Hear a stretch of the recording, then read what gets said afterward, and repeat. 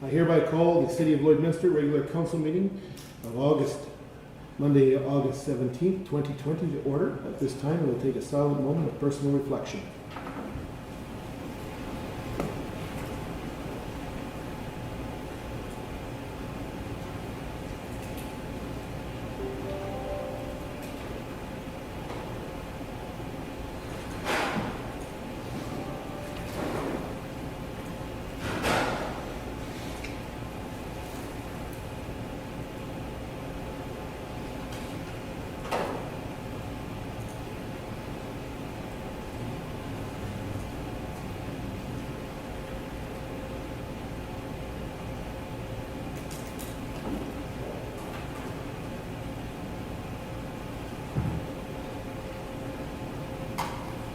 As a reminder, all members of council are obligated to declare a conflict of interest or a pecuniary interest as per section 133 of the Lloydminster Charter regarding any item on this agenda.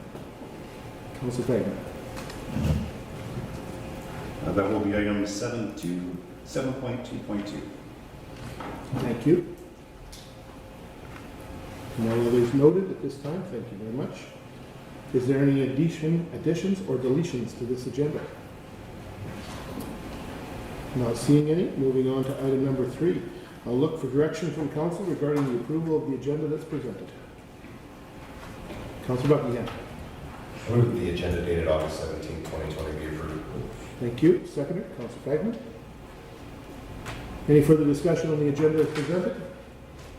Not seeing any. I'll call for the question. All in favor? Opposed? Carried. Moving on to agenda item number 4, approval of the previous meeting minutes. I'll look for direction from council. Councillor Buckingham. Move the regular council minutes dated July 20th, 2020 be approved. Thank you. Looking for a seconder. Councillor Torson. Thank you very much. Any further discussion on those minutes before I call for the question? Not seeing any. All in favor? Opposed? Carried. Moving on to agenda item number 5, business arising from the minutes. Is there any business at this time that we need to deal with? None noted. Public hearings are scheduled for the 2 o'clock hour on 2 bylaws, so we'll move on to item number 7 and we'll return to the public hearings at that time. I'll look to the city manager regarding the city manager's office. Good afternoon, Your Worship of Council. For 7.1.1, it's Lloydminster Agricultural Exhibition Association Conditional Land Sales Agreement Amendment Request. The recommendation today is that we approve the request by the Lloyd for an extension on the conditional land sales agreement set to expire August 30th, 2020, be extended to January 1st, 2022, and that the mayor and city clerk be authorized to sign and seal all documents. The Exhibition Association is awaiting on a decision as it pertains to their application for the Community Enhancement Large Funding Stream Grant and is requesting an extension to January 1 of 2022. On September 24th of 2018, Council approved the subdivision and sale of 51.08 acres to the Lloyd X for the total purchase package valued at $2.3 million. As for the conditional land sales agreement, the sale was conditional on the Lloyd X receiving the CFEP on or before April 1st of 2019. They were not successful in their initial application and requested a 1-year extension. As you can see in the attachment that the Lloyd X sent, they've been asked to supply more information to the CFEP grant application process, which means that they're at least being considered at this time, which is better than a no. And so at this time, we see no reason why administration sees no reason why we cannot extend the agreement to January 1st of 2022. And if the funding is received earlier than that, we would close the deal earlier than that should they receive the funding. I'll turn it back to you, Your Worship, if there's any questions or comments. Thank you, city manager. Questions or comments of the city manager or administration? Councillor Thatcher. Thanks, Your Worship. So to be clear, the only thing we're changing is the date, the expiry date on the agreement, and everything else circumstances. That's correct. There were some conditions in there on some extra work that need to be done. Yeah. All that stuff stays the same. The amounts were staying the same. It's just the date. Councillor Monroe. And there's been no further inquiries from anyone else regarding those lands. Not to my Councillor, Same question. same question? All right. Any other questions of administration? Not seeing any, I'll look for direction from council on the recommendation regarding the Lloydminster Agricultural Exhibition Association conditional land sales. Councillor Badger. Move that council approve the request by the Lloydminster Agricultural Exhibition Association for an extension of the conditional land sales agreement set to expire August 30th, 2020, be extended to January 1, 2022, and that the mayor and city clerk be authorized to sign and seal all necessary documents. Thank you, Councillor. Seconder, Councillor Monroe. Any further discussion before I call for the question? Not seeing any, all in favor? Opposed? Carried. Thank you very much, City Manager. Moving on to 7.2.1, Office of the City Clerk. Thank you, Your Worship. To present 7.2.1, policies to repeal, I'll ask Chelsea Legacy to present. Good afternoon, Your Worship and Council. Good afternoon, Chelsea. Is your mic on? Yes. On the bottom? Is Okay. that better? A little bit. Same problem at my end. Talking into a tunnel, I think I'm winning, but I'm not, so. Is this okay? Perfect. Our recommendation today is that Council repeal 3 outdated policies that we kind of stumbled upon through our governance document review. The first one is the contracting of services policy. The second one is the adopted park policy, and the third is the code of conduct policy. As mentioned, upon conducting our quarterly governance document review, administration identified the 3 policies that are no longer required. The contracting of services policy, items within this policy are covered in our procurement and purchasing policy, as well as the collective agreement. For the adopted park policy, it's no longer required as it's not a program that is currently being implemented. And the code of conduct bylaw, since updates have been done to the bylaw to incorporate all the information from the policy is no longer required. Our options today is that council repeal the 3 policies as listed, that council not repeal the policies, or that council request further information and that the item be brought forward to a future regular council meeting for decision. Alignment with the strategic plan. This is in alignment with legislative compliance. Governance documents are reviewed periodically to ensure accuracy and compliance with legislation. This ensures that members of council, administration, and the public can access documents that are active and up to date. And I will open it up for comments or questions. Thank you, Chelsea. Questions or comments? Councillor Torson. Thank you, Your Worship. Just as far as the contracting of services policy, so I understand that it's covered within those other 2 documents. Was there any part of this that was still being used that is not covered in there? Like, was there any bits or pieces of this that's not wholly encompassed by those other documents at this point? Thank you for your question, Councillor Corson. That was a question that I actually had as well. I reached out to employee relations on this, and that's where all of those little bits and pieces that aren't covered in the procurement and purchasing policy is covered within the collective agreement. Okay, perfect. Yeah. I just want to make sure that there wasn't something that was still in place that we're still following that was part of it that isn't covered elsewhere, because then I would advise doing this until we had updated the other one to include that part piece. So, that makes sense to me. The other question I had on the adopted park policy, so is this something that, the city hasn't really been pursuing or promoting for some time? Because I can't really picture it. I can understand the benefits of doing something like that. Not that I think that the economy is exactly in the hottest spot where you're going to get a lot of buy-in right now. The best answer I have for that, I guess, and maybe operations executive manager Stan can help me out a little bit if I'm forgetting anything. But essentially what it is for is that the policy allowed for people to adopt a park and then put in money and keep things up to a certain standard. Whereas now we do have most of our parks within the city, correct me if I'm wrong, our park staff deal with. So I think the policy is from 1970 or 1980. quite updated. Yeah, gotcha. Sounds like an adopt a highway program. Yes. Mhm.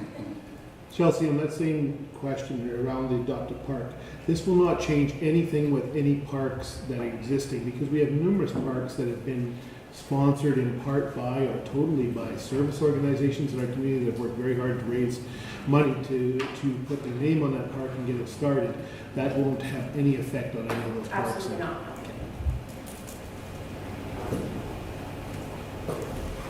Councillor Fenton. I think we touched on this at the GPS, but I think it's great that we're keeping on top of this. The system seems to be working much better and getting rid of all these old bylaw and policies, so it's great to see that this is going to be kept current and all part of that cleanup and keeping it nice, neat and clean and efficient, so that's good. Thank you. I'll take it. Any other questions or comments?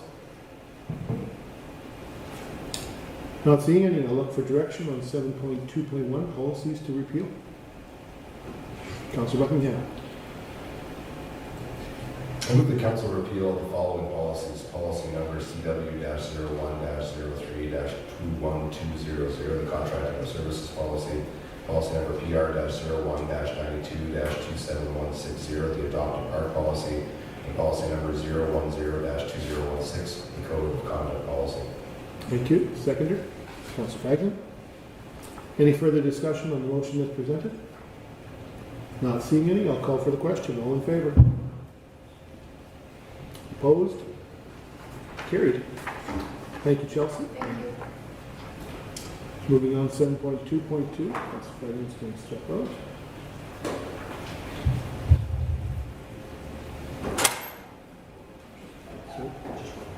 Okay.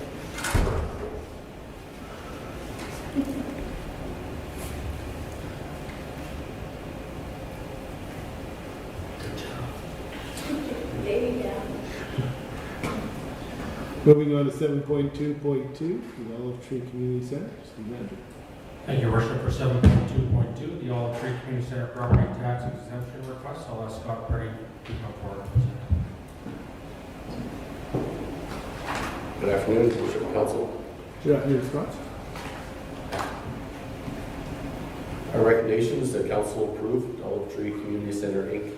property tax exemption for 306 days of 2020, that the organization lease the property at 6306 50th Avenue. The City of Lloydminster has received a request from the Olive Tree Community Center Inc. for a property tax exemption for a portion of the 2020 taxation year, which they held their new lease. Administration requires Council to approve or deny the 2020 exemption. The Olive Tree Community Center Inc. leased the subject property at 6306 50th Avenue beginning March 1st, 2020 to expand their existing thrift shop and soup kitchen operations into the sale of used furniture and building supplies and education and employment programs.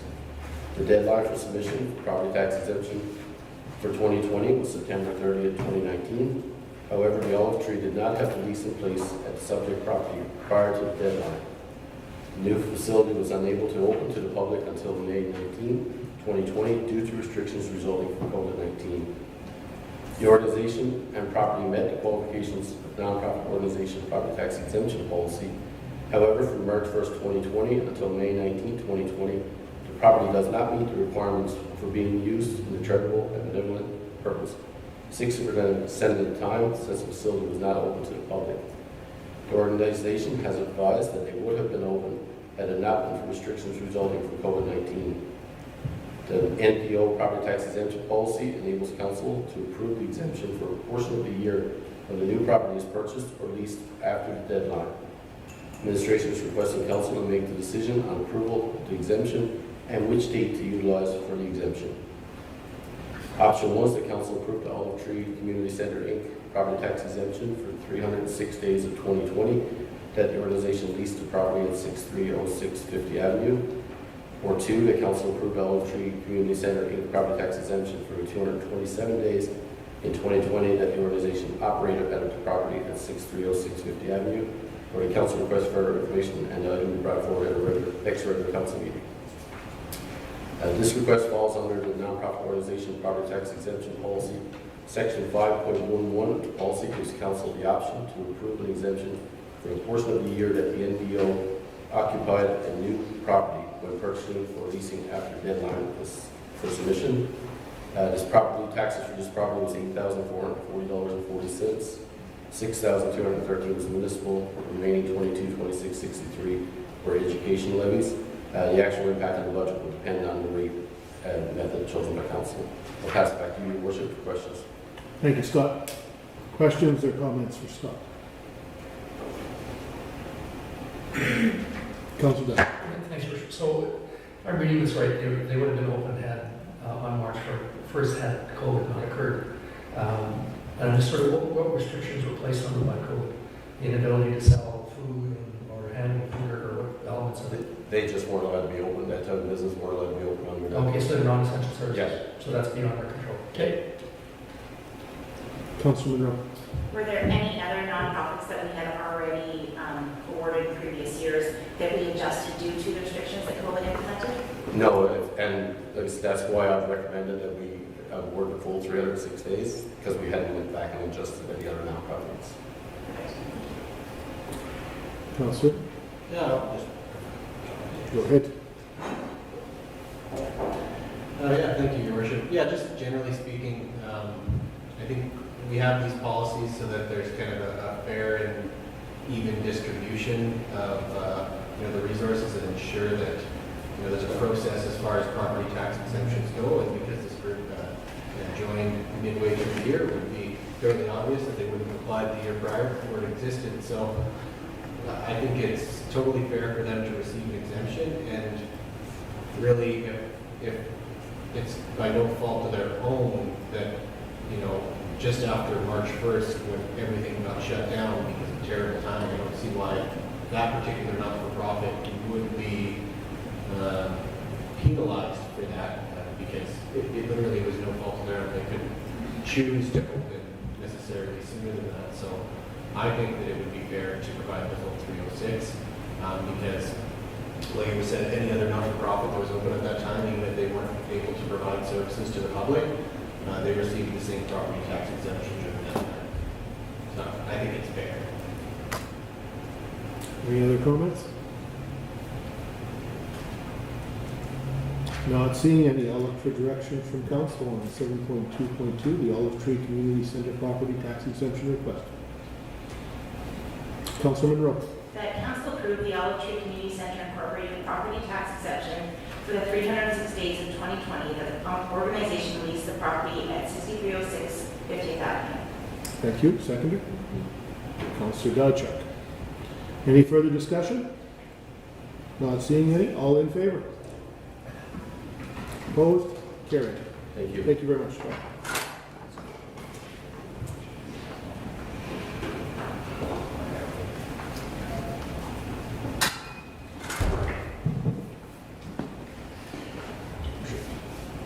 Welcome back.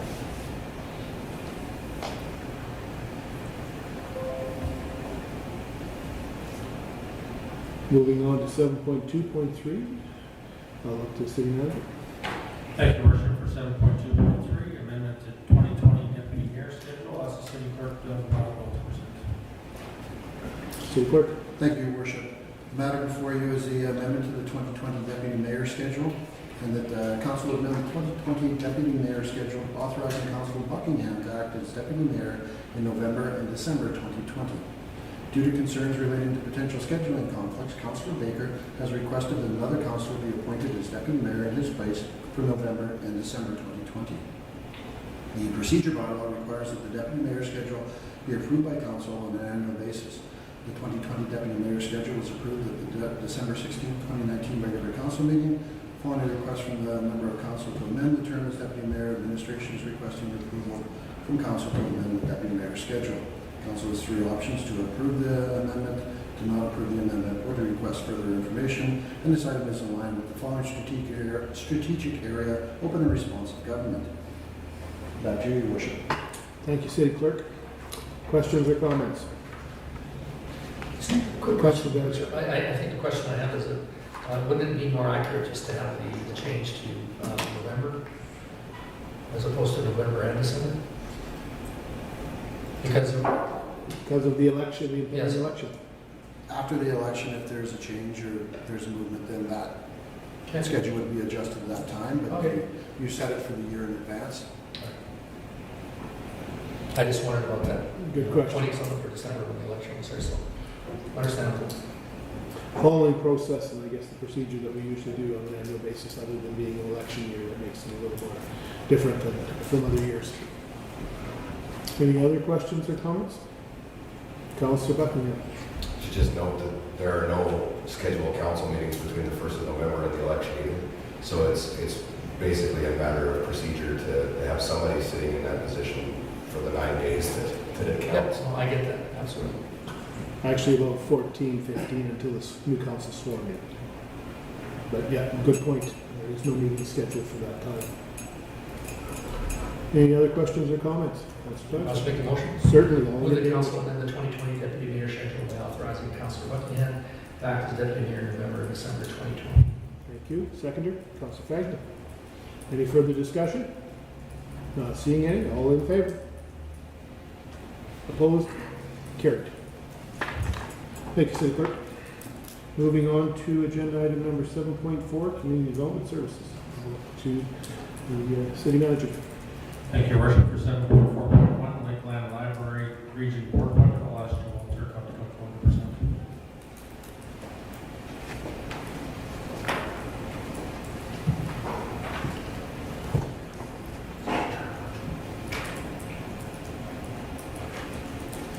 Good afternoon, Your Worship, Council. Good afternoon, Joel. Recommendation that Council approves the appointment of Leo Iguinaldo as one of two representatives of the Lloydminster Public Library to the Lakeland Library Regional Board for a 3-year term expiring April 30th, 2023. To issue, the Lloydminster Public Library Board has requested Council appoint a representative to the Lakeland Library Regional Board for a 3-year term.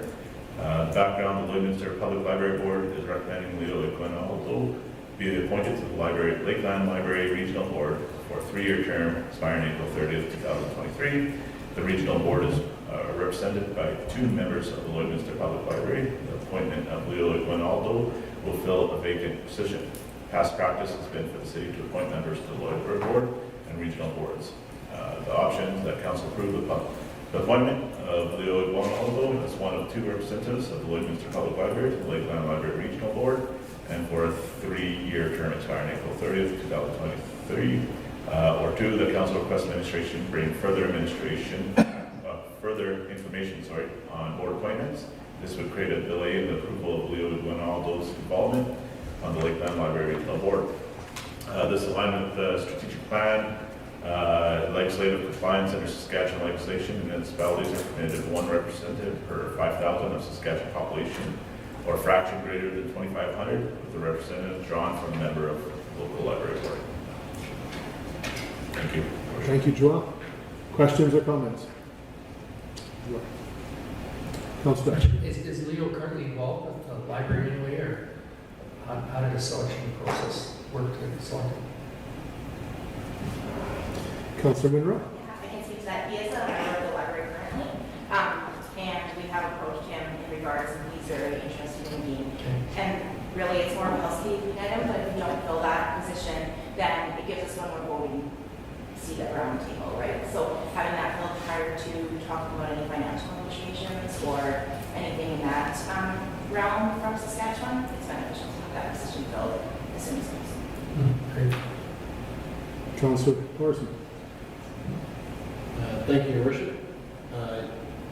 Given that I've been off the library board for a few years, I don't know the different characters, but I'm definitely happy to hear that we're getting someone else on that board, because there's a certain amount of decision-making power that happens at the regional board level, especially the one in Saskatchewan, because it can affect funding and financing and interlibrary loans and things like that benefit the city of Lloydminster, and benefit the Lloydminster Library. So it's great to have that additional voice on the board.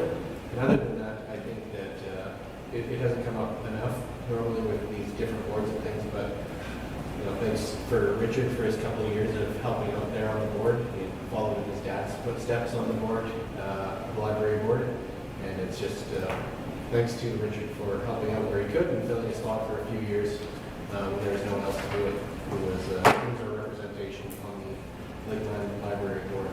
So, thanks. Any other comments or questions?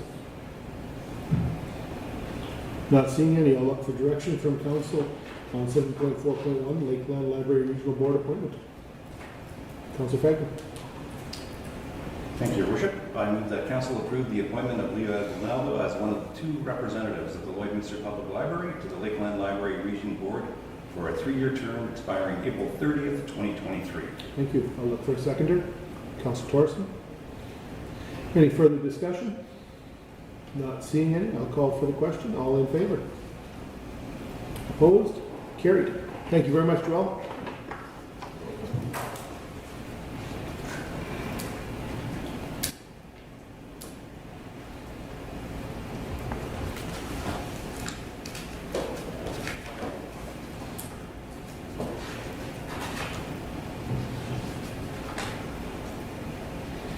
Moving on to 7.5.1, I'll look to the city manager regarding the Tandem unit purchase award. Thank you, Your Worship. For 7.5.1, Tandem unit purchase award, I'll ask Executive Manager John Stanley to present. Thank you, good afternoon, Your Worship and Council. Before you, we have the Tandem unit purchase.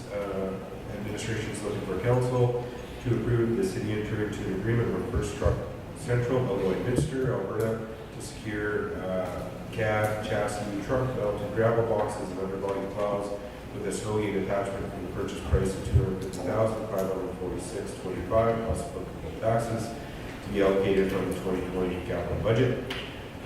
City has 4 existing plow trucks. One is in need of replacement. This truck is 4 years overdue from the standard replacement process. It is currently a single axle truck in which administration's switching over to a tandem truck. The reason for that was discussed when we purchased the 3 trucks prior. Last year, it gives us more ability to haul larger loads in the winter for snow removal as well as operational activities during the summer.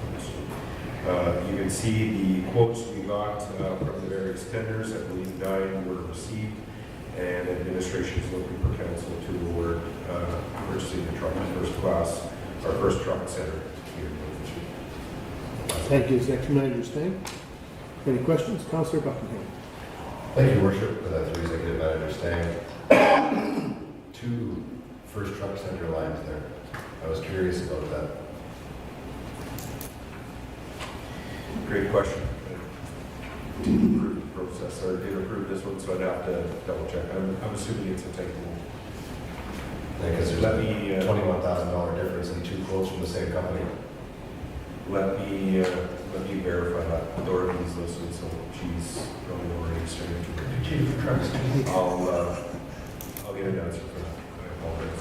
Yeah, it could be something as simple as Councilor Diachuk said, that they quote 2 different kinds of trucks, but just, it's not normal that you see 2 different tender bids on one tender from the same company. Dave's on vacation too, so do my best. I'll try to get you an answer here fairly quickly. All right. So we're looking at the lowest bid is what we're looking at, the Yes. lowest bid that's presented. All right. Any other questions? Councilor Diachuk. Yeah, thanks, Richard. We're just wondering what the life, we talked about the day before, extra years of life. I think on some of our other trucks, the pickups are like, the lifespan's 10 or 11 years. So this is in the same ballpark. We're getting 14 years old on this truck now, or? Again, I apologize. I'm not the fleet guy. I'm kind of leaving myself high and dry here, but typically I think the replacement process is 5 to 10 years, somewhere in there. This one was to be replaced 4 years ago. We've utilized it and put those off, trying to maintain as much as we can. I think when we brought forward the 3 trucks last time, we had indicated or wanted to do 4 trucks at that time. And being the amount of funds required to replace all of them at once, one was delayed, so they kept the best truck out of the 4, delayed that, and now we're asking to replace that. So it is my understanding it's beyond its serviceable life. So, Executive Manager Stang, that truck will likely be redeployed within the city for other purposes, not considered a piece of critical equipment, I would imagine, based on its age. Again, I feel that I can answer any of your questions. It may be traded off, depending for that. I know Dave, the manager of the fleet, does look to trade off trucks when there's value. If there isn't a trade-off, we would either utilize it with our own operations, or we would send it to auction if it was no longer required. My assumption here is it's either being sold at auction or being traded off on a new truck. If it's out of service, it's out of service. Four tandem trucks together gives us the capacity we need for our own fleet. Thank you. Any other questions? It's possible that the top price is with the trade and the next one is without the trade. Creating all these options. Options. Councillor Buckingham. Could I suggest that possibly we delay the decision on this request until we get that first answer back and move on to the public hearings and return to this? We can table this item. Okay. Table this item until later in the meeting. Yeah, I'd make a motion to table this Make the item motion to table? after the public hearing. Okay. Any seconders to the Yes, I do. Seconder, Council Torson. Any further discussion on tabling this? Discussion on table motion. Tabled. Thank you. We need a vote. Oh, we do need a vote. All right, all in favor? Thank you. Item is tabled until we'll look to executive manager standing to provide an update. It has reached the 2 o'clock hour, and we have 2 public hearings before us, so I will move to item number 6 on the agenda. And that is public hearing. Public hearing scheduled for August 17th, 2020, bylaw number 07-2020, proposed downtown area redevelopment plan, known as the DARP. I would like to note before we begin that during a public hearing, we ask that you respect the view of everyone here and allow each person their time to speak without interruption. Each person wishing to speak has up to 5 minutes to make a presentation to council. All discussions of council members, city staff, and delegations shall be directed to the chairperson. Any questions brought forward by the public, which are not able to be addressed during this meeting, will be done so at the next council meeting. Council will not debate this matter during the hearing. The decision regarding whether to grant the bylaw further readings will be dealt with following the public hearing. I declare the public hearing for bylaw number 07-2020, the downtown area redevelopment plan, open at 2:03 p.m. I would ask the city clerk to confirm whether the public hearing has been advertised in accordance with the applicable legislation and to summarize the purpose of this hearing. City clerk. I confirm that this public hearing has been advertised and notice has been provided in accordance with the applicable legislation. This public hearing was advertised in Meridian Source on August 6th and 13th, 2020. The purpose of this public hearing is for bylaw number 07-2020, being a bylaw to implement the downtown area redevelopment plan. I will now call on anyone wishing to speak who is opposed to the proposed bylaw.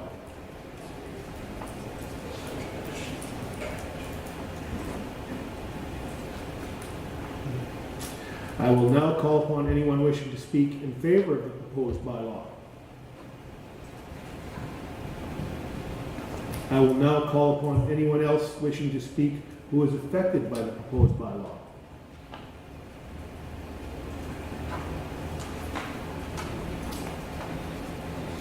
As no members of the public were in attendance to speak on the matter, I declare the public hearing for bylaw number 07-2020 closed at 2:05 p.m.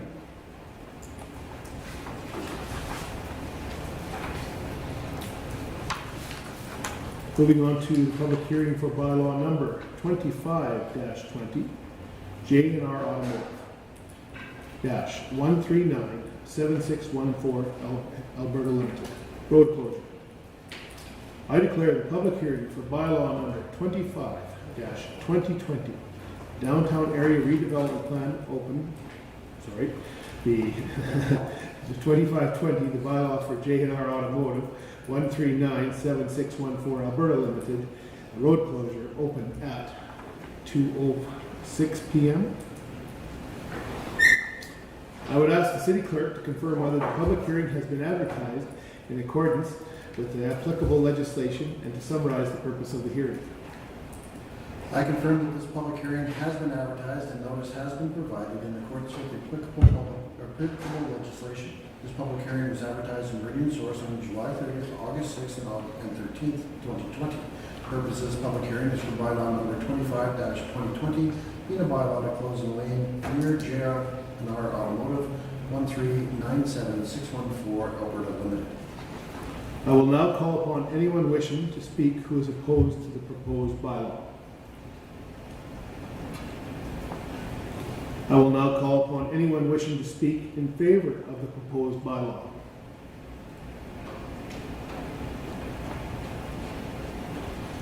I will now call upon anyone else wishing to speak who is affected by the proposed bylaw.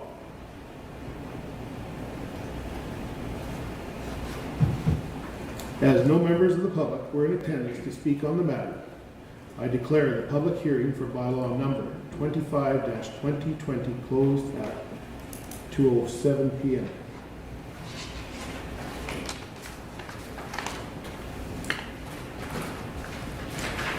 Moving back to the agenda of today for 7.5.2, I'll look to the city manager regarding the new mechanical wastewater treatment facility validation report.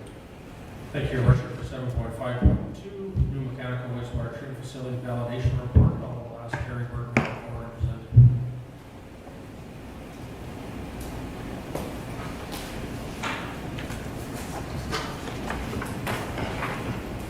Right. The recommendation is the council accept the new mechanical wastewater treatment facility validation report as attached. Secondly, the council authorizing the integrated project delivery team to proceed with the next phases of the project being design and procurement, and then the final phase being construction. And third, the council approves a maximum allowable cost of $81.5 million for the construction of the facility. Back last Monday, I presented an update on the validation report to council, going over the base principles of the validation report, being the main principles there being that the team is confident or what's the word? Sorry, I dropped the name.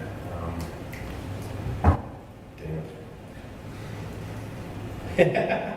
Certainty. Sorry, the certainty of that they can build a facility for us within our budget, on time, meeting all of the objectives of the city itself.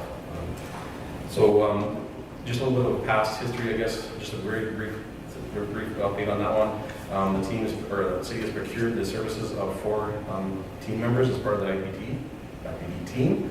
Shambles Bird is the general contractor, ISL Engineering as being the design engineer, Suez Water Technologies being the technology vendor, and Magna Ford being electrical controls and system integration.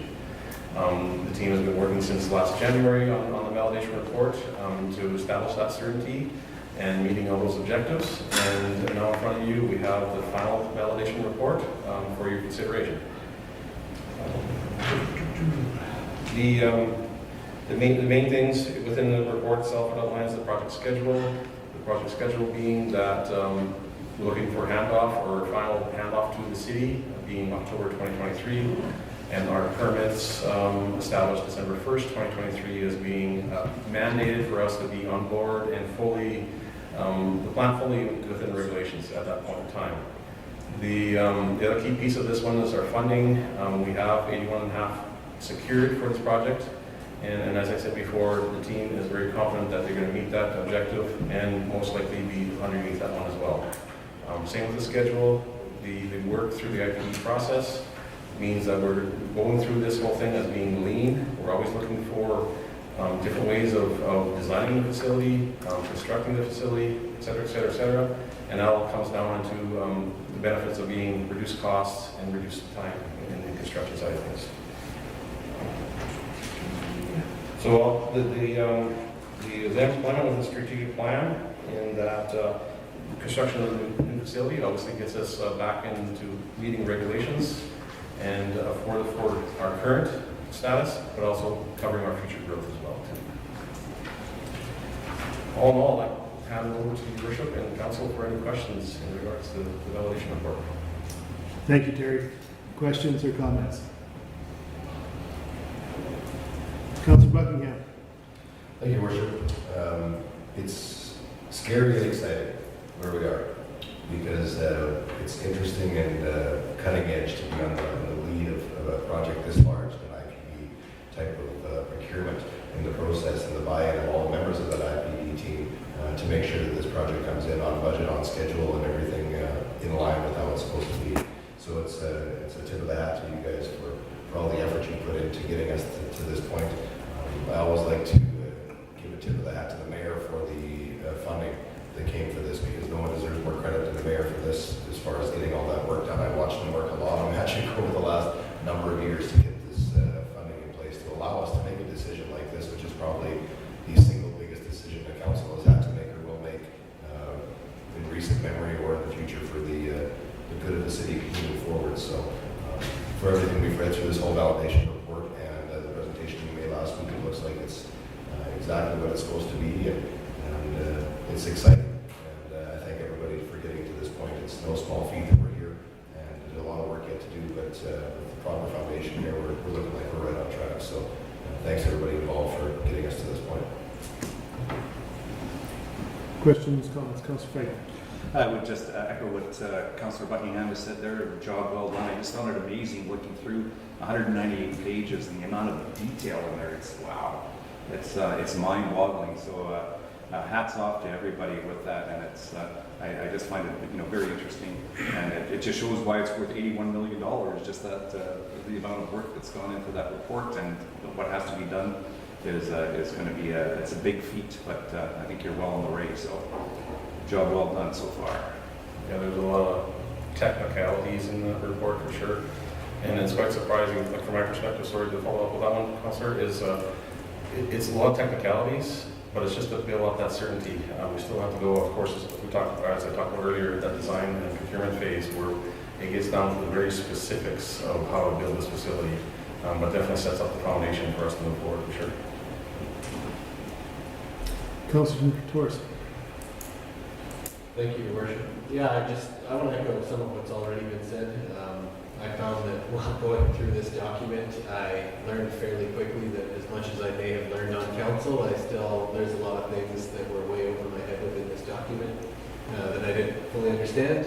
But at the same time, big picture, as far as this goes, I am really excited and looking forward to the fact that we've got this project, that we will have the ability to fund through government partnerships with the federal and provincial government, and that we've got a team that's committed to getting it done within that budget. So lots of fancy stuff in there. Like I said, not all of it I understand, but I think it's pretty huge to have gotten as far as we did, and I agree that a lot of our success was our mayor going through, I don't know how many changes in infrastructure, ministers, and different departments and deputy ministers to try and get there, but then also finding the right process within our own team to go with this IPD model.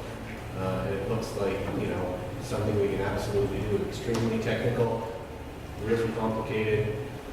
Has an IPD for wastewater been done to this scale ever before? No. And are we going to do it successfully? According to this document, yes, we are. So it's something that is innovative, and I'm just really excited to have played a small part in it, and that I raise my hand every once in a while when we got to the process. Thank you. Councillor Blanchard. Yeah, thanks, Worship. Terry, thank you to you and Don and everybody else who's been involved. And you kind of get a sense of the intricacies of the document when you have 70 different little acronyms, and a little CDC and FYK. And I was reading through them just because every profession has its jargon and abbreviations, whatever it is, but there are 70 plus in that entire document. So I was going, holy Toledo, so there's electrical, there's all the different, I guess, disciplines that are involved in building that. So I think if the plan is any indication of what we're going to get, I think we're going to get something pretty special that will be of great value to us in our community here in Lloyd. And I think thanks to the worship and the rest of the council and also the Min team, we should be proud of this project and what it will do for our community. As much as I'd like to see us build a lot of other things, this is one of those that's required. We've often talked about water and sewer, and this is that piece that people just simply go to their washroom or kitchen sink, pull the plug, and away it goes. And where it goes, nobody knows. But our team at the city delivers day after day with what they've been given. And this is going to take us into the 21st century to get us back on track with the federal and provincial regulators. I think that speaks a lot for our city. It's not going to come at an easy cost. It will be a cost to taxpayers that will be realized down the road once we get operational and we have a $32 million debt we have to pay. But thank you for your compliments and comments about, we've got almost $50 million from our respective governments, and I think that speaks, they see it as an issue. There's no question it's been identified at the federal level and at the provincial levels.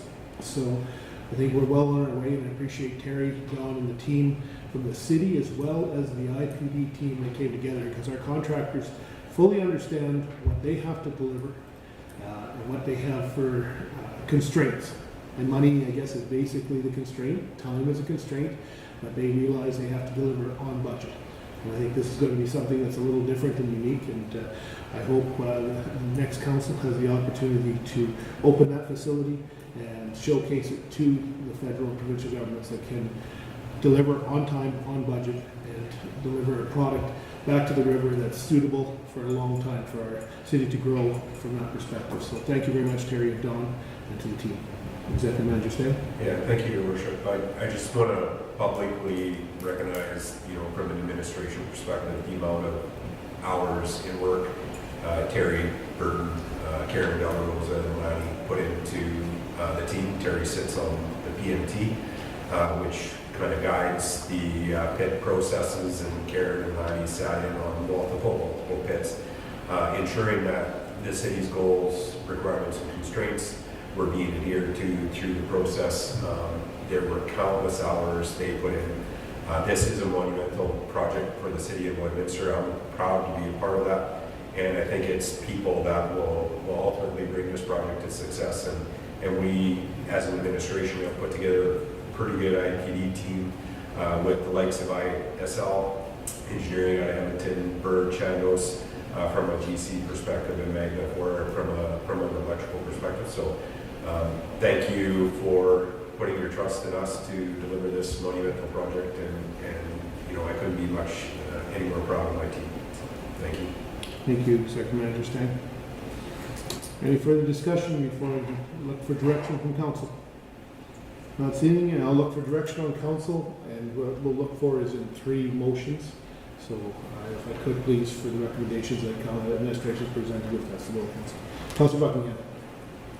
Thank you, Worship. I move that council accept the new mechanical wastewater treatment facility validation report as attached. Thank you. Seconder, Councilor Monroe. Any further discussion before I call for the question? Not seeing any. All in favor? Opposed? Carried. Councilor Buckingham. Thank you, Worship. I move that council authorize the integrated project delivery, or IPD team, to proceed with the next phases of the project, being design, procurement, and construction. Thank you. Seconder, Councilor Monroe. Any further discussion? Not seeing any. I'll call for the question. All in favor? Opposed? Carried. Councilor. Thank you, Worship. I move that council approve a maximum allowable cost of $81.5 million for the construction of the mechanical wastewater treatment facility. Seconder, Councilor Torreson. Thank you very much.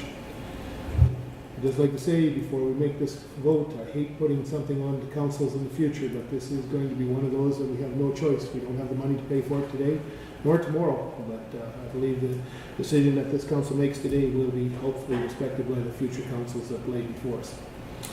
Any other comments? Not seeing any, I'll call for the question. All in favor? Opposed? Carried. Thank you very much, Gary. Appreciate the report, too. Thank you. Okay. Before we move on to 7.5.3, I understand administration is able to answer some questions, so looking for a motion to lift the city clerk. Yeah, the motion would be that council lifts item 7.5.1 and bring it forward for the city. I'll look to Council Fagan. So makes that motion. That motion sounds great. Seconder? Councillor Buckingham? I make the motion. Motion on the floor. Any further questions? Not seeing any. All in favor? Opposed? Carried. Back to 7.5.1. Executive Manager Stan. Yeah, thank you, Your Worship. First, I apologize for not knowing the answer to those questions. I should know those coming into it, so I really apologize. The reason there's two from First Truck Center is they bid two separate trucks. One was a Freightliner, which is the low bid. The second was a Western Star truck that they also put a bid on. So they did do two submissions there. The truck is on a 10-year lifespan. This one in particular is at 14 years. And I was incorrect. This one will stay in our fleet and be utilized for our spray patching trailer. So we'll be keeping this truck there. So I think those were all the questions council had brought forward. I hope that helps you make a decision moving forward. Back to you, Executive Manager Stan. Is there any other questions for Executive Manager Stan? Councillor Buckingham. Thanks, Worship. Sorry, Executive Manager, isn't here. What are we using for keeping in the fleet? We will utilize this to pull our spray patch trailer. Thank you. No further questions. I'll look for direction on council on 7.5.1. Councillor Bagley. Thank you, Your Worship. I move that council approve the city enter into an agreement with First Truck Center of Lloydminster, Alberta to secure one cab and chassis with truck-mounted gravel boxes and underbody plows with snow gate attachment for the purchase price of $250,546.25 plus taxes, to be allocated from the 2020 capital project number 2032055. In addition, that the mayor and city clerk be authorized to sign and seal all necessary documents. Thank you. Second, Councillor Torson. Any further discussion before I call for the question? Not seeing any. All in favor? Opposed? Carried. Moving back to agenda item 7.5.3. City Manager. Thank you, Your Worship. For 7.5.3, the Northwest Drainage Channel Phase 2 funding request and contractor award. I'll ask James Rogers from engineering company.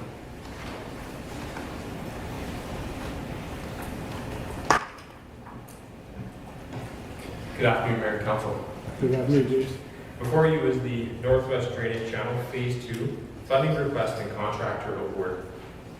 So there's two recommendations: that Council approve the amount of $672,471.30 to be allocated from the Stormwater Self-Supported Capital Reserve Number 1300350371116 to the Northwest Drainage Channel Phase 2 2020 capital project.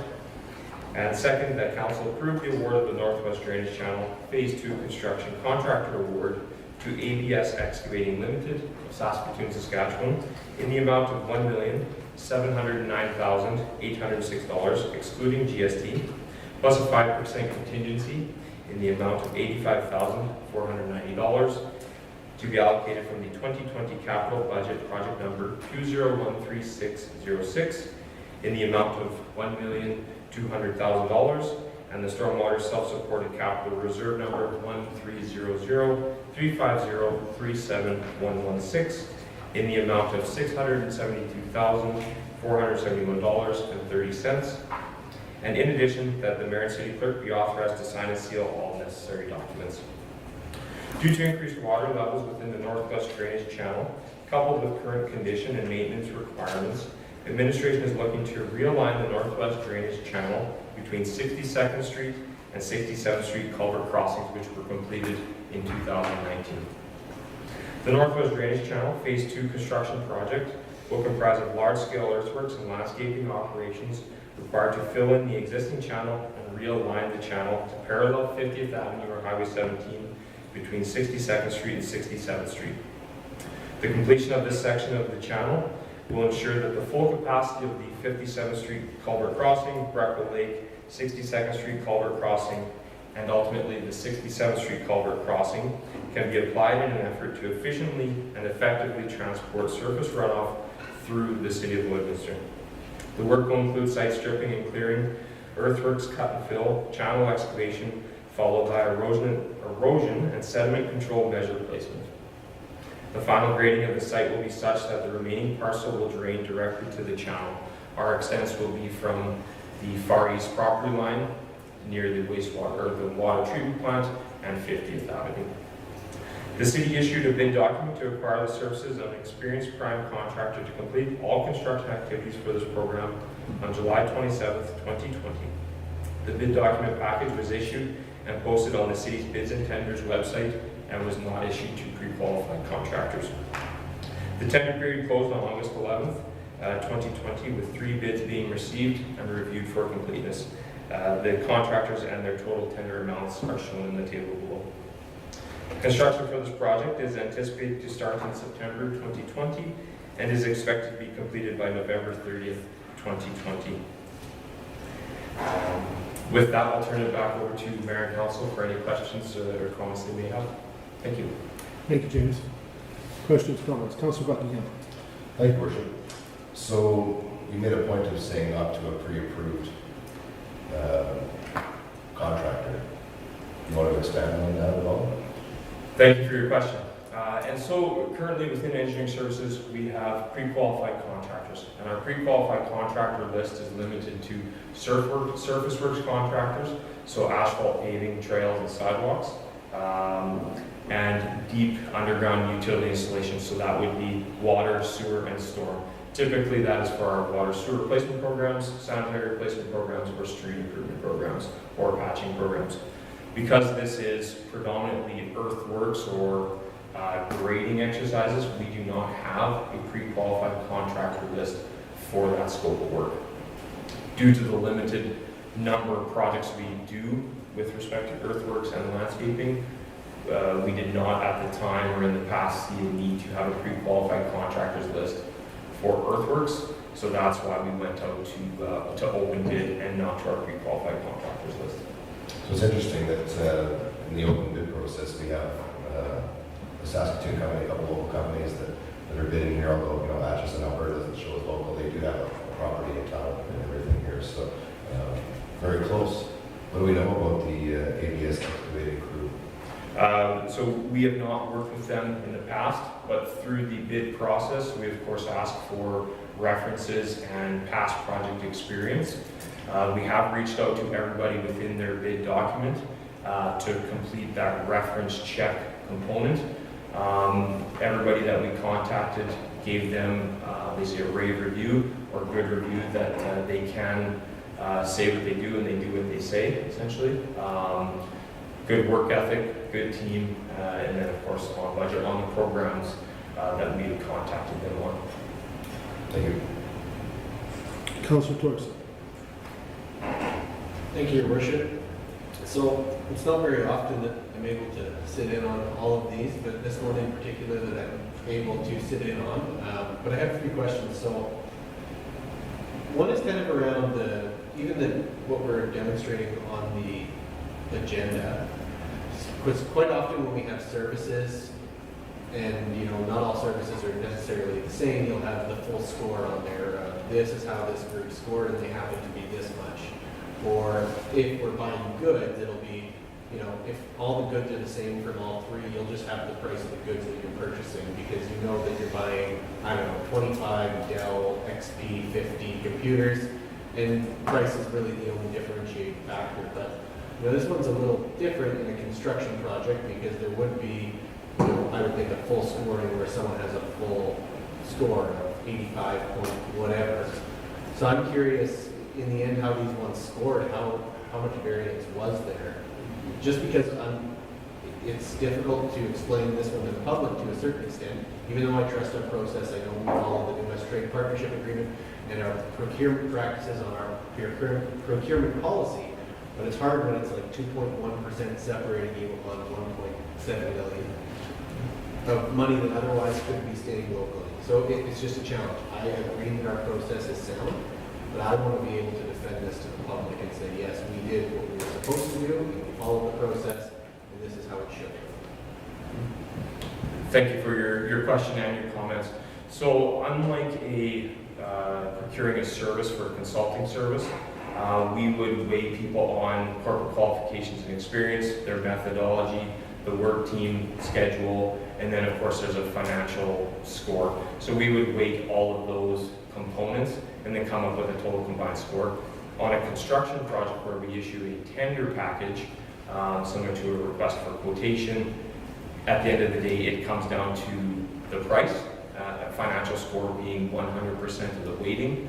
But of course, doing our due diligence and ensuring we have a contractor that can do the work, we do our reference checks and we do follow up with who they do put in their packages to make sure that they can come and do what they say and say what they do. So that is why you only see the total tender amount. Yeah, Your Worship, we're legally bound to go with the lowest bid on a unit-based price tender. Okay. We're legally bound to award to the lowest bidder. Perfect. No, just one more question. So as far as goods, so let's say it's a concrete kind of culvert type thing, they're all equivalent in all bids, or they all have the same source, or can you get them elsewhere? Just to ensure that, not even related to this particular project, just any of them, that they would be, they'd have to meet a certain standard specification, signed off, CSA approved, whatever the case is, that they meet a certain standard before we can use that one, regardless of what their input cost is. We know that one that meets a standard is being installed. Absolutely. So within a contract like this, or our water sewer programs, or a street improvement program, we have our City of Lloydminster master technical specifications that would outline pipe requirements, concrete requirements, asphalt requirements, gravel requirements, so that everybody is bidding on the exact same specifications, not necessarily the same supplier or the same product, but everything has to meet the same specifications. Councilor, please. Well, thank you, James, for your comments and answers. I think it's really important, the city is a messaging kind of tool that we kind of explain where we're bound in this particular scenario. As far as going with, the price that comes up and saying that yes, all goods are meeting this certain standard, they have to be able to bid, and that we are kind of bound to do this. I'm curious though, what legislation is it that says that we have to go with low price on this particular project? Because I don't know. That's I don't have the exact legislation, but it's a contract law. Contract A is the bidding process. Contract B is their submission. If you're not going with the lowest bid, you're open to litigative measures. Okay. Perfect. Thank you. Appreciate the questions around the table. I think that this one, because of the nature of the time, the challenges our community is facing, the economics and things like that. But I want to try and stay out of procedure, but I just wanted a little clarification due to a personal experience. We've worked with 2 of the 3 contractors before. When the bid bond comes in for the contractor, if we so award it to ABS, who ensures the bid bond is secure? Is there a process at the city to check the bid bond before work starts?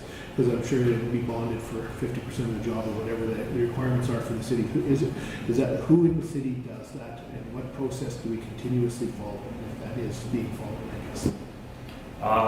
Thank you for your question. So when we get the tender submission packages, mandatory requirements are original, signed, and notarized, I believe is the correct word, the consent of surety. So that is basically a letter from a surety company saying that if awarded, we will provide bonding for 100% of the project, and that comes in a performance bond and a labor and material payment bond. We get that once we sign the agreement, but accompanying the bid and the consent of surety is a bid bond, and those come from the same firm, and we are still requiring that those be hard copies, original copies that are notarized. And we check those within our team. Within your team. So I guess I'm going to drill right down to that, James.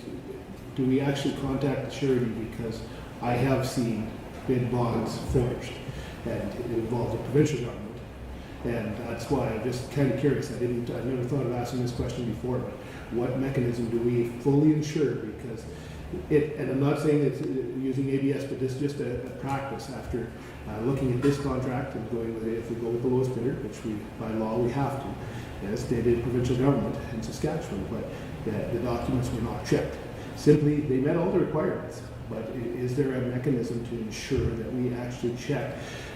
Because it can happen, and it did happen, so that's why I'm asking the question. I appreciate that comment, and I welcome us to change that process, because right now, I can speak for the engineering team, and we do not check on the bonds.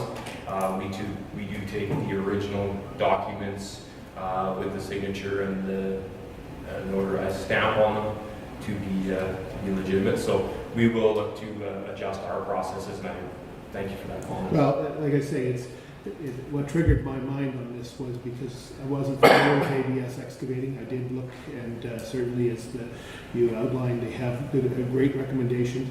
They have worked for the city of Saskatoon and others, but I lived an experience, and I'd rather not live it a second time being on this side of the table. So, because it cost the government of Saskatchewan twice for the contract to execute it. So, from that perspective. Councilor Dutcher. Yeah, thanks, Worship. I guess I'm still mulling around Councilor Torres' question around, basically what the underpinning question is, and I've heard it from several people over the last week around, if we want people to shop local, how do we support local businesses in our community, and the margin of difference that was there. And I don't want to dwell on this because I think this project needs to go ahead and we need to move on it.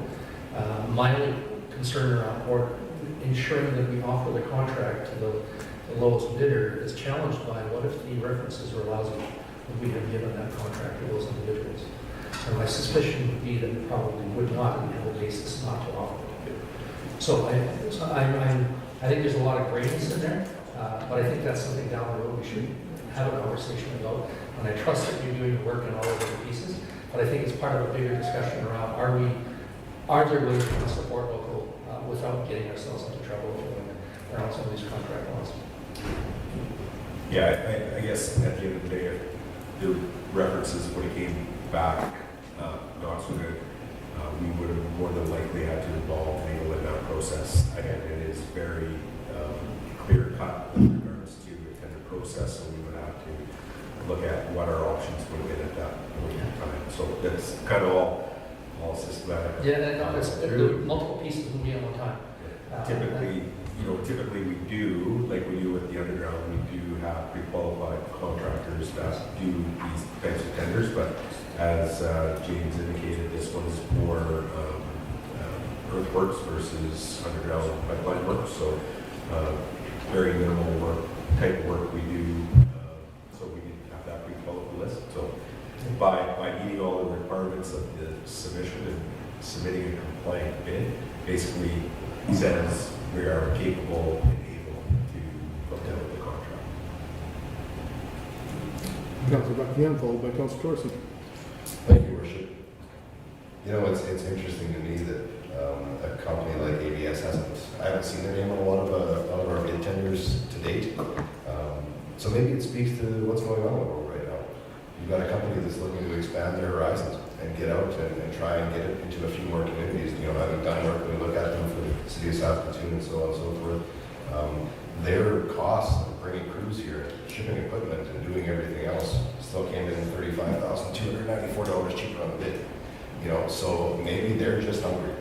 And maybe that's a benefit of $35,294 to the city, that they want to get out and expand themselves. So, because I have to think, without being an expert in the field, that the transportation costs alone would be more than around $35,000 for their crews and getting everything back. So maybe they just want to work. If I just add to that, I talked to a local electrical contractor on the weekend. He's been doing jobs in Saskatoon, so Lloyd companies are going to Saskatoon to do work. He's going to McMurray to do some work, and he's been doing contracts management. And I know there are glass contractors in the community that are all across the world doing work. So, the pencil's getting sharpened, and people are hungry for work. So, Councilor Torres. I guess just real quick. A contract like this too, they're bound to that cost. So we gave them the unit rates, and they gave us a price based on unit rate, so they would pay per unit rate on the how much profit they left in the project would be dependent on the company submitting the work. So I agree with what you're saying. Obviously, this company may have put less profit on the line than other contractors submitting that price, but they are bound, so unless we change the scope of work, they're bound to the obligations of that tender prices and the quantities. Thank you. Councillor Thorson. Thank you, Your Worship. So at the end of the day, I think with this one, it's pretty clear that we're following the process and we're doing what needs to be done within the law, and I'm not debating us doing that. I think it's going to play poorly to the public, we'll say. Public, I don't think is going to be happy just based on some of the feedback we've got recently about things, even though I still believe in all those scenarios the city is following the proper process and everything. But that's our problem, not your problem. But one of the things I was going to note is this is something that, with another hat on, I've seen come up a handful of times where the government of Saskatchewan, at least, is now requiring statutory declarations of local something. So basically, contractors are being penalized amounts that are being funded to projects. So not the side where you would bid and tender things, but how much is actually being given as far as the grant money. The contractors are being penalized if they're not residents of Saskatchewan, or the work's not being performed by residents of Saskatchewan. So as much as we're saying that this is the process right now, I'm curious to see if there's movement on that in the future based on some of the things I've seen with specific Ministry of Highway projects that have come up. But that's a different topic for another day. But thank you. James, one area we haven't delved into since we've looked at the big picture is you're asking for $672,471.30 more than the budget. Can you explain to council and the public what transpired from, I know this was an estimate done and there was work done prior, but we've gone up significantly, and I know Councillor Baker, if he was here, would be asking this very question, I believe, so please. Yeah, thank you for the question on that, and I knew it was coming, so this is a great time. So obviously when we come through the budgeting process to get into a 2020 budget, we start budgeting in 2019. We did have a design and budget numbers to complete the grading work or the work associated with that design in 2019. We fast forward to 2020, where we need to finalize that detailed design, make sure that it is workable, that it has everything we need to be able to have consistent bids across the board. In review of that design, of course, our extents needed to increase to include the parcel between the property line of the water treatment plant and the ditch along 50th Avenue to promote positive drainage of that area. I can't simply fill in a channel, dig a new channel, and leave the rest as a swamp or undeveloped area per se. We need to have positive drainage of that piece. So of course, the added earthworks and the added area and landscaping and everything that comes along with that attributed to the increased cost. Just to give you a sense of how much material we are moving with this project, we're cutting 27,000 cubic meters, and we need to fill or move 22,000 cubic meters of fill. So quite a significant amount of material moving from this side or that side. Coupled with that is lessons learned. We completed phase 1 where we had a significant channel section that we realigned, very similar scope of work, between 57th Street Crossing and Breckle Lake, the south end. We had some lessons learned with erosion control matting and basically just grass and landscaping. If we don't have erosion control matting working efficiently and effectively, the channel will eventually erode and find the old path that it was on. So we've increased our specifications on the material that we are using to maintain the channel within the boundaries that we define, as well as rock riprap at the corner by the heritage site, as we are going to be diverting a significant amount of water around the corner. We know that is a weak point in a earth-built channel system. So just the expanded design, the increased area, as well as the lessons learned from phase 1, all culminated in the increase of the budget ask.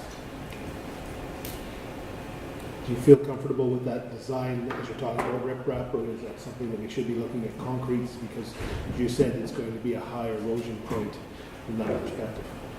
We are very confident in the design that we have.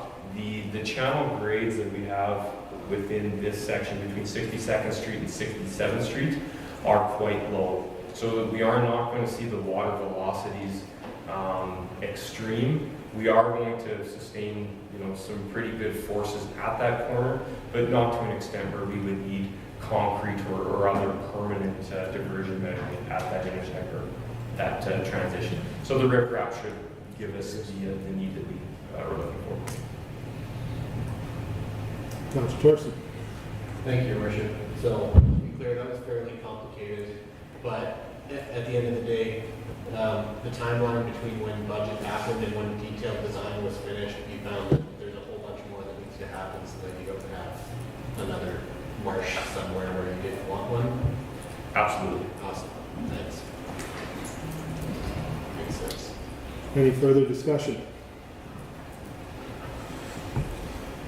I'll look for council for direction, and again, I believe in two motions regarding the Northwest Drainage Channel Phase 2 funding request and contractor award.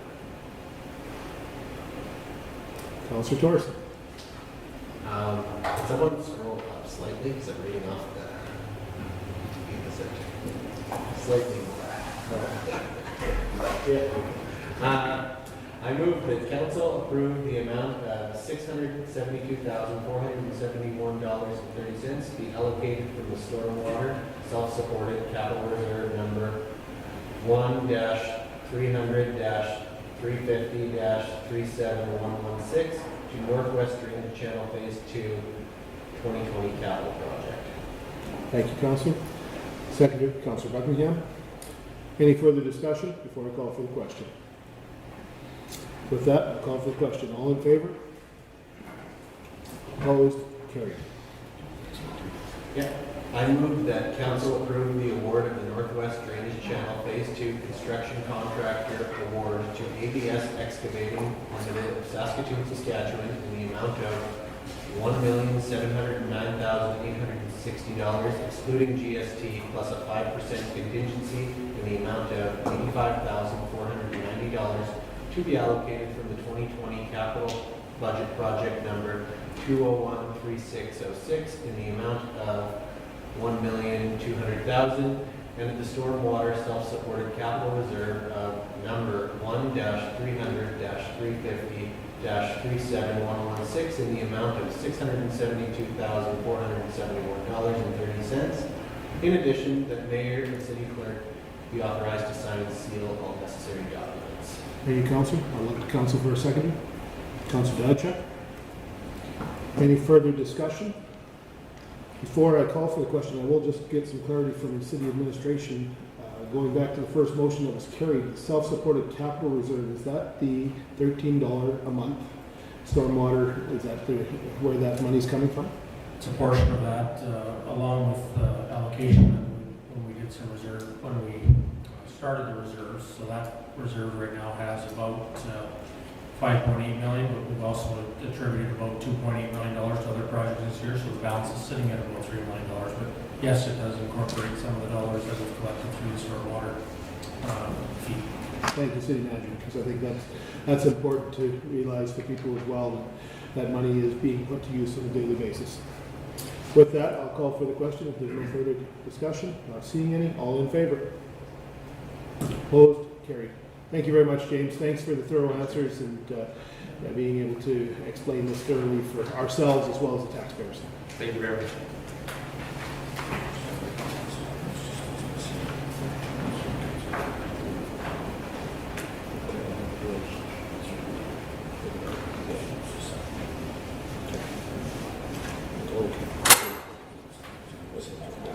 Okay.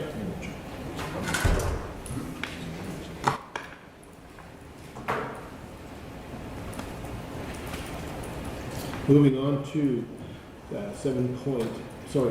number 8, bylaws, 8.1, City Manager. Oh, we'll just wait for Council. Yeah, thank you. We still have one. Yeah, because there'll be discussion. Okay. Okay, that's straightforward. For 8.1 bylaw number 7-2020 downtown area redevelopment plan, or the DARP, I'll ask Sam and Bylaw to come forward.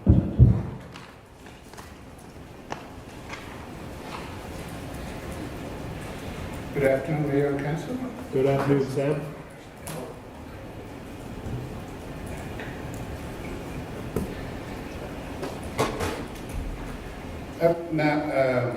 Good afternoon again.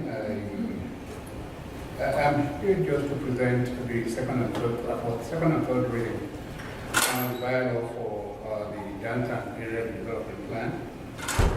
Administration is recommending the council grant second reading to bylaw number 07-2020, being the bylaw to adopt the downtown area development plan for the city of Lloydminster. A quick recap of how we got to where we are today. I will just paraphrase quite a few things in there. The existing downtown development plan, which was prepared by the city in 1988, was not adopted as a statutory plan. Additionally, the plan is 22 years old, and the downtown has experienced a lot of changes in development and growth patterns since then. This makes most of its recommendations out of date for the city's current needs. The purpose of the DARP is to deliver a 15-year vision and actionable priority structure for the rejuvenation and revitalization of the downtown. Furthermore, the plan is also intended to establish policies and implementation framework that will guide one, future public and private investment in the downtown, and two, land use planning decisions for the downtown. So the council approved, this council approved that's O2 planning and design for Calgary to prepare the DARP way back in 2018, and we have gone a long way since then. 11-member that's advisory committee was formed, and I just want to say they did a phenomenal job supporting this project and providing all the necessary questions and providing the answers at least to some of the questions that were asked along the way. The plan has now been developed, and when we came in to make a presentation for first reading, we had requested from council to go back again to some of the major stakeholders, especially landowners and businesses, and we went back in July to do that virtually with them. Over 75 where we sent letters out to them, and about 24 responded, and 19 of them showed up virtually.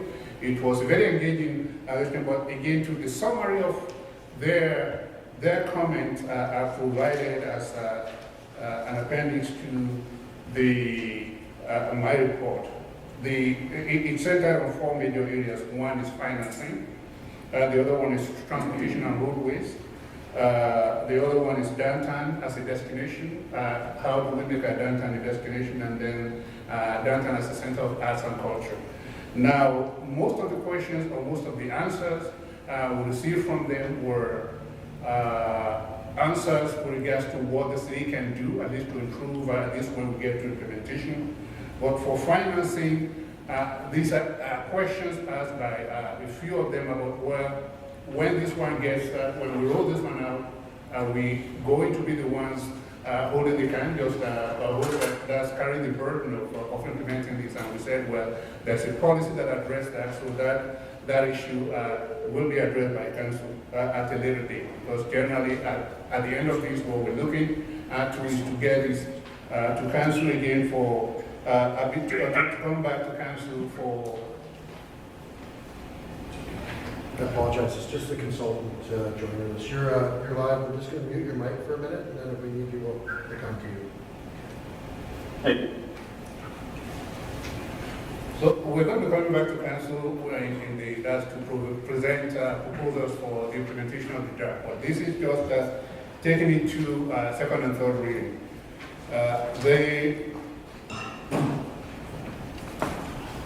The public hearing has taken place. And what I'm doing now is just to present this one for second and third hearing.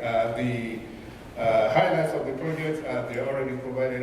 I said I'm not going to be going over those highlights, but I will just conclude in saying that the implementation actions proposed by the DARP is divided into high, medium, and low priority categories.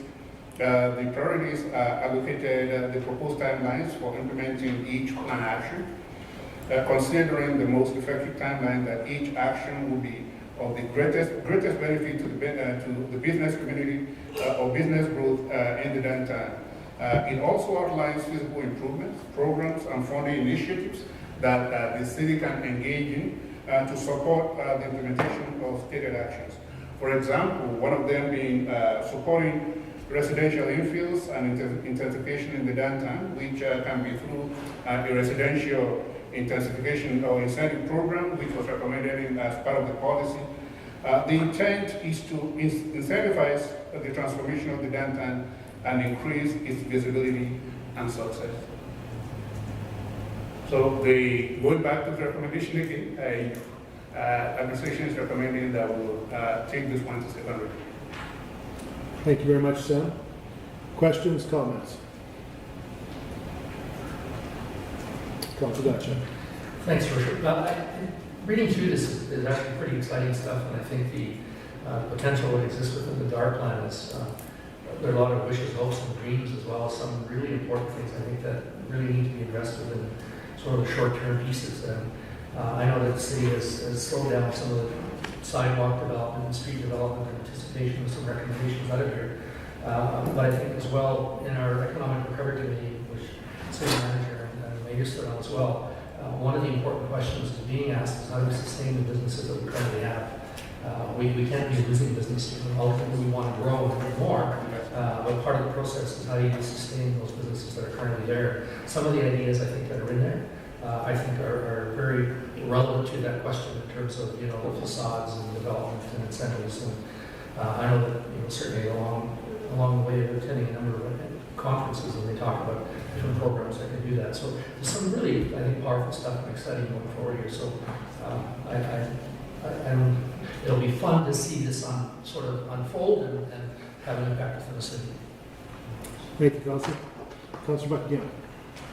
Thank you, Worship. The thing that I was thinking about from the very beginning of this project in our term, there's been a few beginnings to a downtown area redevelopment plan over the last number of years in the city. But if I was a major developer coming into the city and I said I want to build an 8-story complex downtown with a first-story, retail, and then I want to have adult living condominiums or whatever, well, the answer the city would have to give was, well, I don't know if it fits into the plan. So how do you actually move forward and allow development or change things without a feasible plan that's in bylaw? This has been a long process to get to that point, but I think after, should this bylaw pass, we have an answer that we can give people for that development, and we can start to move our downtown forward in the future. So I think for me, that's always been the major key to this local development, and what are we going to allow, what's the vision look like, and without a vision, you can't plan anything. So I think we're there, and I appreciate all the work that's come to this point. Thank you. Councilor Torson. Thank you, Worship. Yeah? Yes? Hello? Hello? You're off. Hello? There you go. Good. Sounds like a powerful voice. Thank you, Your Worship. It's great to kind of have this here in front of council. I know that the process didn't, it's been a long process with a lot of public consultation, with various groups, especially, the downtown core businesses. And I think that at the end of the day, we're providing a roadmap on how we can get from where we are to something much better. So whether that can all happen overnight or whether that happens with, redevelopment and development permits and things as they come through, well, that's part of it. But then there's also some stuff in there that, we'll say COVID permitting, some stuff we can do right away that can really help draw people into the area and overall make the downtown experience a better experience than it's been to date. Even though some of the things we're doing are pretty good, but just to have a consistent kind of plan of how we're trying to do things. So I'm looking forward to hopefully this plan being put into action and getting some of that low-hanging fruit, right off the bat, and also exploring some of the bigger ideas as we get farther and farther along the process, and hopefully with some redevelopment that we see even some change in the way things look as people start, kind of investing in their downtown, and as the city is doing underground and different things like that, having an intelligent design of how we're going to do things with this in mind, and sidewalks being a certain way, trees in certain places, so that, at some point we can have a downtown that we can really be proud of. So, thank you. Thank you. Councilor Dutcher. Yeah, thank you. Just one other thing there. I think it's important that every project should have a leader and a champion to spearhead it.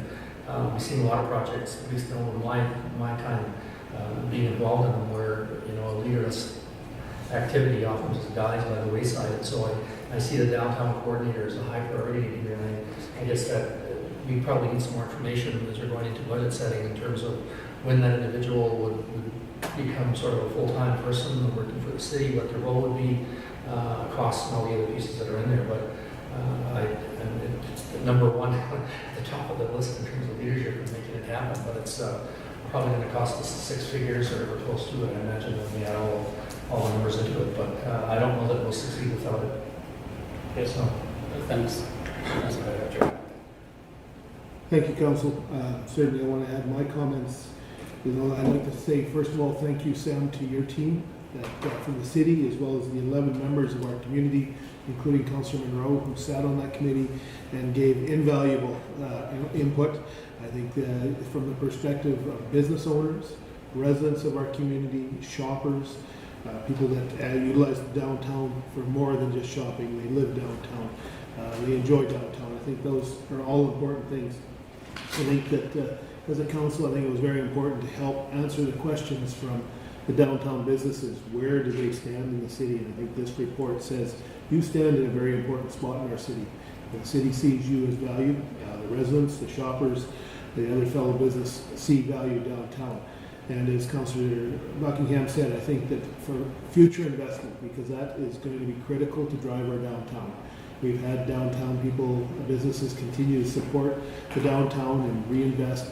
But if we're going to get additional support in the way of investment, we need to be able to give a clear and concise answer. And I think this will help steer that going forward for people that look to our community as an investment, be it local or from outside, from that perspective. So I thank you very much for all the efforts you've put in, Sam, and the team leading that portion of it, working with our consultant, O2, for doing what they've done, because certainly there was a lot of discussions. They've, we've talked about themes, we've talked about a lot of things, and I think that as I look at this report, we tie in the truck route that's coming and things like that. We are hearing the inputs from the people in the community, and we will make those adjustments with other pieces, because this is, I go back to it, it's a big puzzle.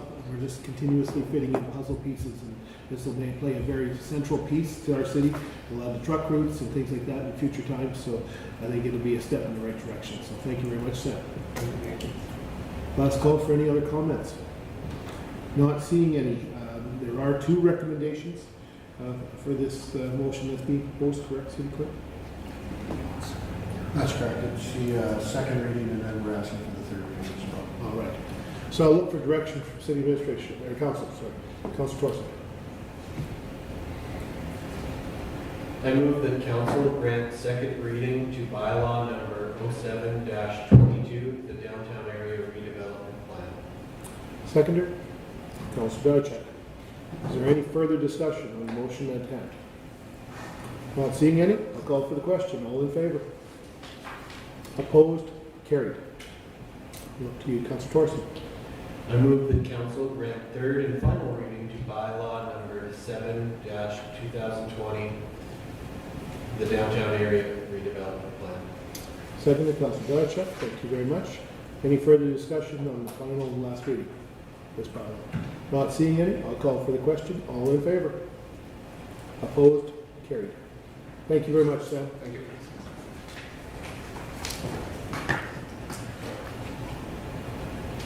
Moving on to 8.2, City Manager. Thank you, Your Worship. To present 8.2 bylaw 23-2020 for the climate bylaw. I'll ask Chelsea Legacy to come forward once again and present.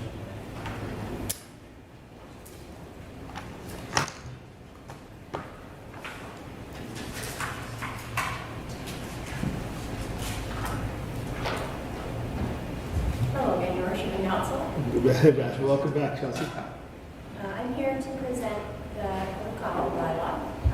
Our recommendation is that Council grant second and third reading of 23-2020, the Code of Conduct Bylaw. Our background, the Code of Conduct Bylaw and policy were up for review as part of the governance document schedule. Administration determined the need to combine both governance documents into one easily referenced document. The Code of Conduct Bylaw now outlines all details regarding the Code of Conduct. No major changes were made to the bylaw. Changes to the bylaw included formatting and housekeeping changes, along with the additions from the policy that were missing. Making these changes will assist with clarity and quick reference. Our options today are that Council approve all motions as indicated in the recommendation above, that Council not approve the bylaw, or that Council request further information and that the item be brought forward to a future regular Council meeting for decision. This item is in alignment with open and responsive government, ensuring that members of Council are aware of their expected conduct and ensuring an up-to-date document will assist in the process when issues may arise. I'll open it up for questions and comments. Thank you, Chelsea. Councillor Buckingham. Thank you, Your Worship. As it relates to 12.2.1 in the proposed bylaw, so 12.2.1 is such gifts or benefits are normally accompany the responsibilities of office and are received as an incident of protocol or social obligation, provided that the value of the gift or benefit does not exceed $150, which is great. I'm 100% for that. The question I had is, I know that we have in a different bylaw, to the best of my knowledge, the provision for a door prize and things like that. If you go to a convention and there's a $2,000 WestJet gift card that's up for grabs, and you drop your business card in there and you get it, we as council or administration that attend these events then bring that back, and it's decided on by administration. It goes to the FCSS, and we're just not allowed to accept them. And that's great that we take that prize win and use it for the greater good of a nonprofit or however that works. And my question was, should that not be included in this bylaw, or is it good where it is? Because I know it exists and that's fine, but it's just not within this bylaw. If I can answer that. City Clerk. Because it is already covered in the other legislation, it could create a redundancy and in the future create a conflict. So you're absolutely correct. If you go to a conference and you win a $2,000 aircraft voucher, that must come back to the city, and that's because the city's paid your way. They've done all those things, and that's the city's. That would then either be dealt with through an administrative channel or provided the FCSS. So it's covered, and rather than create conflicting or potential conflicting policies, that's why it's public. Yeah, it's just one of those things that I was thinking about as I was rereading this last week as well, that maybe potentially general public don't know that we're going as far as to say you win a big door prize like that, it's not for you. And I'm 100% in favor of that. Just thought maybe it was fitting potentially here.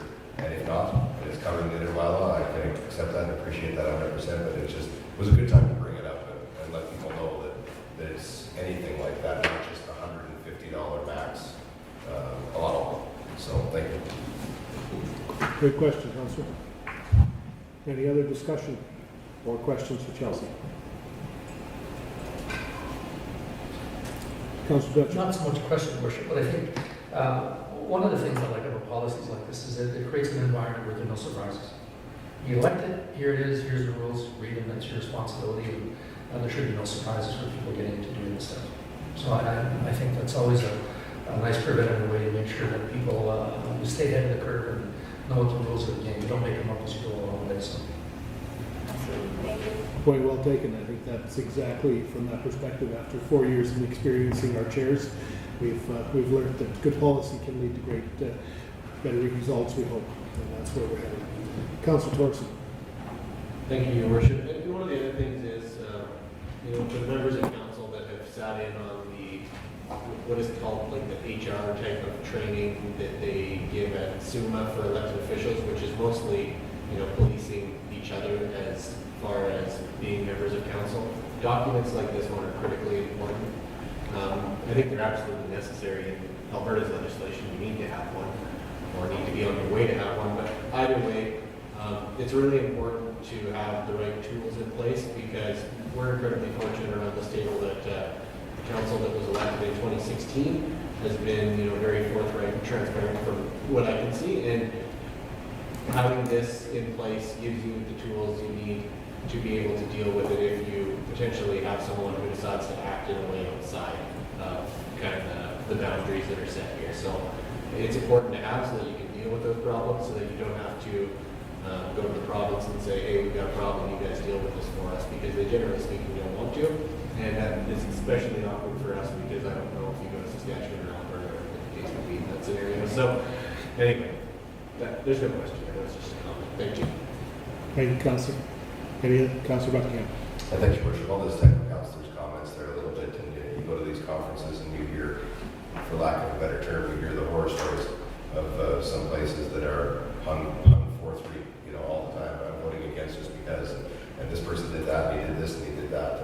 And we've been very fortunate to have the group we have working around the table. So, but you need to have this in place. So, thank you very much for all the work you put into reviewing it and making sure it was up to code. Thank you. Indeed. With that, Councillor Buckingham. Thanks, Your Worship. I'd like to make a motion that council grant second reading of bylaw 23-2020, the Code of Conduct bylaw. Seconder, Councillor Fagin. Any further discussion before I call for the question? Not seeing any. All in favor? Opposed? Carried. Councillor Buckingham. Thank you, Worship. I move that council grant third and final reading of bylaw 23-2020, the Code of Conduct bylaw. Thank you. Seconder, Councillor Fagin. Any further discussion on the final reading?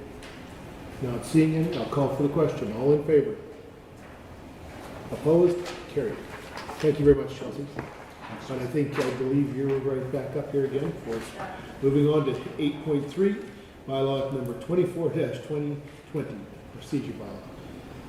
Our resolution today is that council will grant second and third reading of bylaw 24-2020, the procedure bylaw. Our background: the procedure bylaw is the foundational governance document for all members of council. Administration has completed a review of the bylaw and has made the necessary changes to ensure ease of reference and clarity for members of the public, council, and administration. Administration's proposed changes are reorganization of organizational meetings. Rather than holding a yearly organizational meeting, the city will continue to approve the organizational items in December of every year in the regular council meeting. This change provides clarity that organizational items can still be approved during the regular council meeting rather than a separate meeting, and this meets the legislative requirements as set out in the charter. The removal of consent agendas. Since the implementation of GPC meetings for information sharing purposes, there is no longer a need for consent agendas. The removal of proclamations and flag raisings. The process for this is now outlined within the recognition for members of council policy. And reorganization of sections and housekeeping or formatting amendments.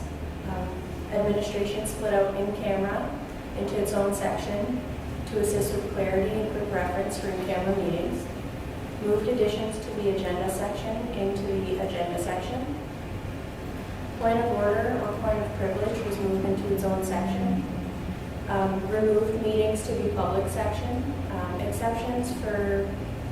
Exceptions and meeting expectations are now included within the meeting type section. For example, within regular council meetings and in-camera meetings.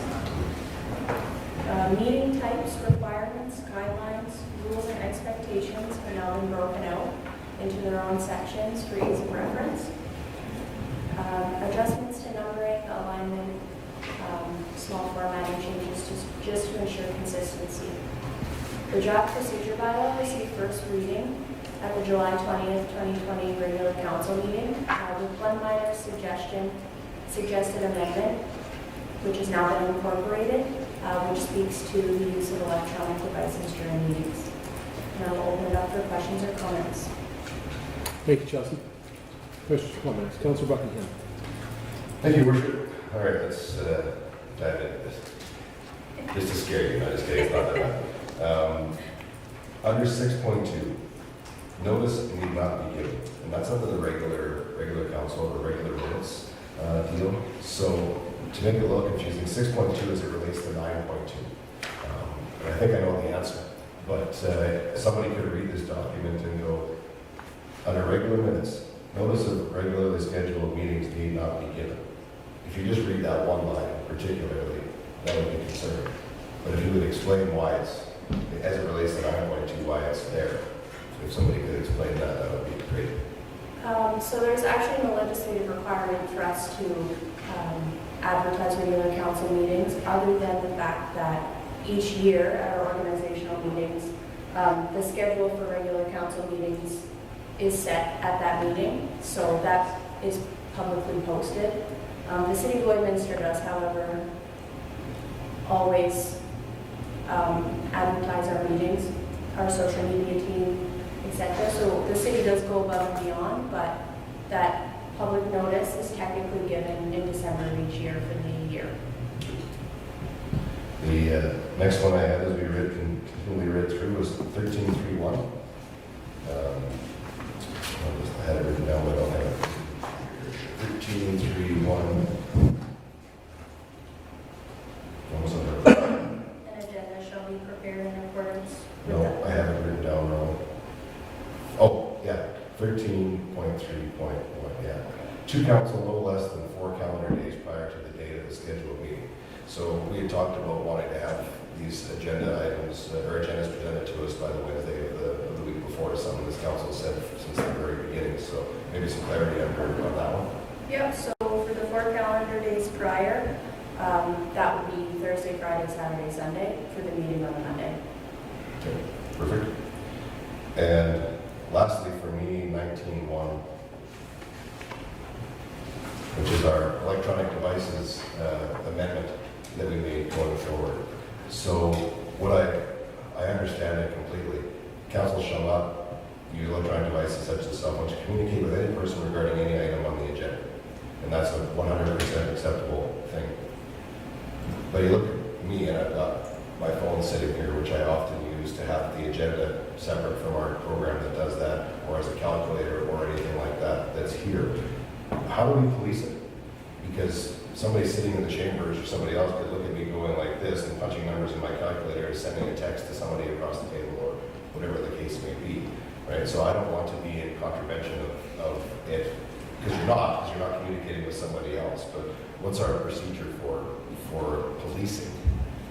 Under the conduct bylaw, Councillor, if we did receive a complaint that there was a potential violation of procedure bylaw by the councillor for using an electronic device during the council meeting, then we would look into that matter. We'd ask that question. We'd have a simple answer that you were using this calculator for and that's how we move forward. If there was a violation of that, then of course, according to the conduct bylaw, that would be brought forward to council. Council would then make a determination if there was any sanctions, if you had violated communicating with somebody, and council would apply those sanctions or not. It would be council's purview to make those final decisions. Good, thank you. Just another one of those points I wanted to bring up so everybody was clear on it from the beginning. So thank you. Good question. Councilor Dunshine. Yeah, it's difficult having a rule without any teeth to sort of sink into it and say you're going to do something about it. I appreciate that part of it. The only thing I would put some more parameters around this, but because it seems to suggest that there's something nefarious going on where you shouldn't use your electronic device to communicate with any person regarding any item on the agenda or what item's not on the agenda. You can keep unpacking this. We want people to use cell phones during the meeting, because I think that was a concern along the way as well. So I'm not really sure, but do we want to sink our teeth into it and say that shall not use electronic devices such as cell phones during council meetings? Just in response to that, Councilor Dyche, administration had actually had a conversation about that, but not that we don't really have the authority to do so. We could definitely put those parameters, but then we could run into situations where, for example, Councilor Dyche or Councilor Buckingham gets a fire call or something. We just don't want to put those restrictions on, because we do understand that councilors do have other jobs and other priorities, and there's those situations of urgency. So, and I was the first one to say, I'm on a wait list for surgery, and if that guy calls, I'm out of here. Absolutely. I want to spot, others are waiting for 6 months. Absolutely. So there's sort of some relevancy to this around what's urgent, what's important. And I'm not sure the reason why it was written the way it was written. I guess that's kind of the piece around this, is that it sort of implies that we're conveying information about the agenda in a way that would be counterproductive to the city. And so I would either create stronger language around that, or else I kind of get the intent, but Yeah, if I could answer that, it's sort of a technical, sort of legalese type of thing. The agenda actually doesn't become the agenda until council adopts the agenda and votes it in. So at that point, that's when that electronic piece is not to be used to communicate with anybody. The main idea here, the main focus is that council has an opportunity once the agenda is released to seek its own input, to have inquiries, to meet with the public, to do whatever they feel they need to inform themselves to make a decision. The idea is that once they're in this forum, that those decisions are solely that member of council and not to be influenced by the outside public or by a lobbyist. And that's the way it's written, so that once the agenda has been finalized and the agenda has been adopted, then it is not a draft agenda, it is the agenda, and therefore council cannot communicate past that point during the meeting. If that... Yeah, I get that, and that I'm just not sure. I would written it a little differently, but that's, the explanation makes sense to me. Any other questions or comments? With that, I'll look for direction from council on the second reading for bylaw number 24-2020, the procedure bylaw. Councillor Buckingham. Thank you, Worship. I move the council grant second reading of bylaw 24-2020, the procedure bylaw. Seconder. Councillor Torreson. Any further discussion? Not seeing any, I'll call for the question. All in favor? Opposed? Carried. Councillor Buckingham. Thank you, Worship. I move the council grant third and final reading of bylaw number 24-2020, the procedure bylaw. Thank you. Look for your seconder. Councillor Torreson. Any further discussion on the final reading of the bylaw? Not seeing any, I'll call for the question. All in favor? Opposed? Carried. Thank you very much, Chelsea. Thank you again for your work on this. Moving on to 8.4, bylaw number 25-2020, the J&R Automotive. Thank you, Worship. To present bylaw 25-2020, J&R Automotive, road closure. I'll ask Anthony Andre from the planning department to come forward to present.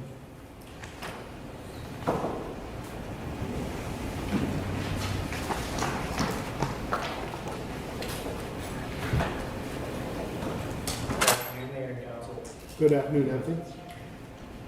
The recommendation is the council grant first, second, and third reading to bylaw number 25-2020, being a bylaw to close all lane plan 8140B, block 23, the northeast quarter, section 1, township 50, range 01, the west 4th meridian. On November 5th, 2019, council passed bylaw 24-2019, also intended to close the lane in order to sell the lands to J&R Automotive, who owns adjacent property. However, there was an error in the legal land description. If I could interrupt you for a second, Anthony, could you... Do you mind? Yeah, Can you hear me please. better now? Okay, sorry. Thank you. Yep, no problem. So on November 5th, 2019, council passed bylaw number 24-2019, which was also intended to close this lane, as the intent is to sell the lands to J&R Automotive, who owns the adjacent property. However, there was an error in the legal land description in the bylaw, and it was subsequently rejected by land titles prohibiting the closure of the lane. Bylaw 25-2020 corrects the error and is required to formally close the lane and allow for the land to be sold. Thank you. Thank you, Anthony. And when I looked at this in the package, I said, this looks awful familiar. I remember this one. But certainly appreciate it was a clerical error in the description from that perspective. Any questions or comments for Anthony? We'll just wait for Councillor Torres to come back. Councillor Buckingham. Yeah, thank you, Worship. Although I think this council has been very clear on the 3 readings of a bylaw in a meeting, this is the case where 3 readings of a bylaw in a meeting are completely appropriate to take care of things there. So, when Councillor Torres is ready, I'd be prepared to start making motions. Well, I'll ask for his input, and I'm sure he'll have a statement, as he usually does, about 3 readings of a bylaw, but that's all right. We'll give him that Yeah, I guess I should wait to say that prevent anything from saying it twice. Yeah, that's all right. That's all right.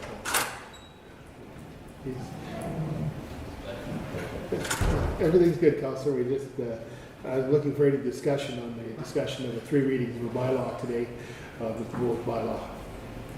Okay. That's what you get. And I missed this. You're all good? I'll look to Councillor Buckingham for direction. Thank you, Your Worship. I move the council grant first reading of bylaw 25-2020 being a bylaw to close all of Lane Plan 8140B, Block 23, in the northeast quarter, Section 01, Township 50, Range 1, west of the 4th Meridian, lying within Area A, Plan 202, as amended by the land titles in the northeast quarter, Section 150-01, west of the 4th Meridian. Thank you. Seconder? Councillor Fagin. Any further discussion? Not seeing any. All in favor? Opposed? Carried. Councillor Buckingham, if you will, see. Worship, I move that the council grant second reading of bylaw 25-2020 being a bylaw to close all of Lane Plan 8140B, Block 23, in the northeast quarter section of 5001, west of the 4th Meridian line within Area A, Plan 202 is amended by the land titles in the northeast quarter section 15001, west of the 4th Meridian. Thank you. Seconder. Councillor Fagin. Any further discussion before I call for the question? Not seeing any. All in favor? Opposed? Carried. Councillor Buckingham. Worship, I move the council unanimously consent to consider bylaw number 25-2020 being a bylaw to close all of Lane Plan 8140B, Block 23, in the northeast quarter, Section 1, Township 50, Range 1, west of the 4th Meridian line within Area A, Plan 202 is amended by land titles in the northeast quarter, Section 015001, west of the 4th Meridian for a third and final reading. Seconder. Thank you. Councillor Fagin. Any further discussion before I call for the question? Councillor Torres. Thank you, Your Worship. I have a question on this one. Is there an emergency why this would need to be closed immediately to the public? Just to clarify. If I may, there was a article in the previous bylaw the council passed, so they've, on the land description, so trying to move this matter forward judiciously is what the administration is trying to do. Council has, in principle, already approved this through bylaw 24, and that's why we're asking for 3 readings at this time. Correct. I know a city councilor that hates doing 3 readings and wants it just in the off chance that there's someone or someplace who wants some kind of feedback on an issue. But because we thought we already dealt with this issue, but there was a small clerical error, they may be able to waive that principle in this case, but we're absolutely certain that it was just like a 1 where a 0 was supposed to be, and otherwise everyone assumed that said lane was closed. City Clerk. And that's correct. And so previous bylaw had a public hearing which there was no attendance, and today there was a public hearing in which there was no attendance. I don't believe we received any negative feedback on this matter at all from the public in both instances, Council. Hard to come off as principled when you make me abandon said principles so often. It's got to be the second or third time. Is it off? Carrie. My voice carries this time. No, I suppose I could abandon it in this case because it is a small clerical error in which there was a public hearing posted and no one could speak on it, nor have we received any kind of feedback or emails on the issue. And everyone assumed it was closed, and I don't believe we had any attendance when we approved it unofficially, incorrectly last time around, so I suppose I will let it go this time. Thank you, Councillor. With that, is there any further discussion? If not, I'll call for the question. All in favor? Opposed? Carried. Thank you, councillors. Look to Councillor Buckingham. Thank you, Your Worship. I move the council grant third and final reading of bylaw 25-2020 being a bylaw to close all of Lane Plan 8140B, Block 23 in the northeast quarter, Section 1, Township 50, Range 1, west of the 4th Meridian line within Area A, Plan 202 is amended by land titles in the northeast quarter, Section 15001, west of the 4th Meridian. Thank you, councillor. Looking for a seconder. Councilor Torres? Thank you. Any further discussion before I call for the questions? Not seeing any, all in favor? Opposed, carried. Thank you, Anthony. I believe you're back up again for the next one as well. Thank you. Moving on to 8.5, bylaw number 26-2020 through to the city manager, through to Anthony. And just as a reminder, I'm your consultant, so Okay, perfect, thank you. For this one, the recommendation is that council grant first reading to bylaw number 26-2020 to amend approximately 1.98 hectares of the Martin Browne site from institutional to residential and parks, open space, and trails on map 2 of the municipal development plan. Land Division, along with Associated Engineering, prepared the draft area redevelopment plan to guide the future development of former Martin Browne school site and surrounding public amenity area. In conjunction with the ARP application, Land Division is applying to amend the MVP to align with proposed land uses of the ARP. The lands are currently designated as institutional, and it is proposed to amend them to parks, open space, and trails, and residential. Administration provided information regarding the Martin Browne ARP and MVP amendment during the June 15, 2020 GBC meeting and initiated a referral period notifying internal and external agencies as well as adjacent property owners in May. 7 responses were received from the public. Most of the comments and concerns received were with respect to the concept plan included in the ARP. However, with respect to the MVP amendment, one respondent was opposed to any form of residential development, while 2 others recommended multi-unit residential development, and 1 preferred to see low-density single-family dwellings. At this time, administration is only bringing forward the proposed amendment to the MVP, along with the ARP itself, and not proposing any map amendments to the land use bylaw. Therefore, prior to the development of any form of residential use, the land use bylaw amendment will need to take place, which will include additional public engagement and public hearing. This bylaw must be approved in conjunction with the approval of the Martin Browne Area Redevelopment Plan. Thank you. Thank you very much, Anthony. Quick, I'll just give Councillor Buckingham a moment to start with questions this way we don't miss anything in the conversations. Happy birthday twice.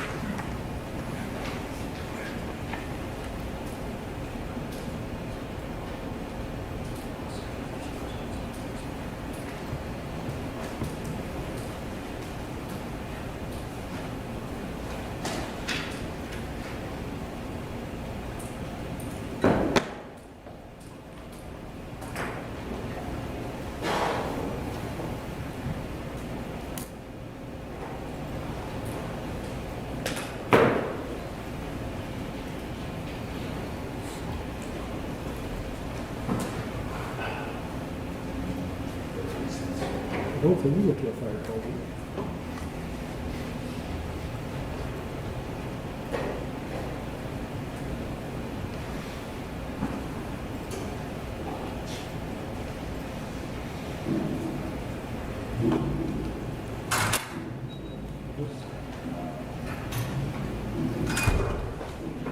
I'll look to council for questions or comments regarding the proposed bylaw.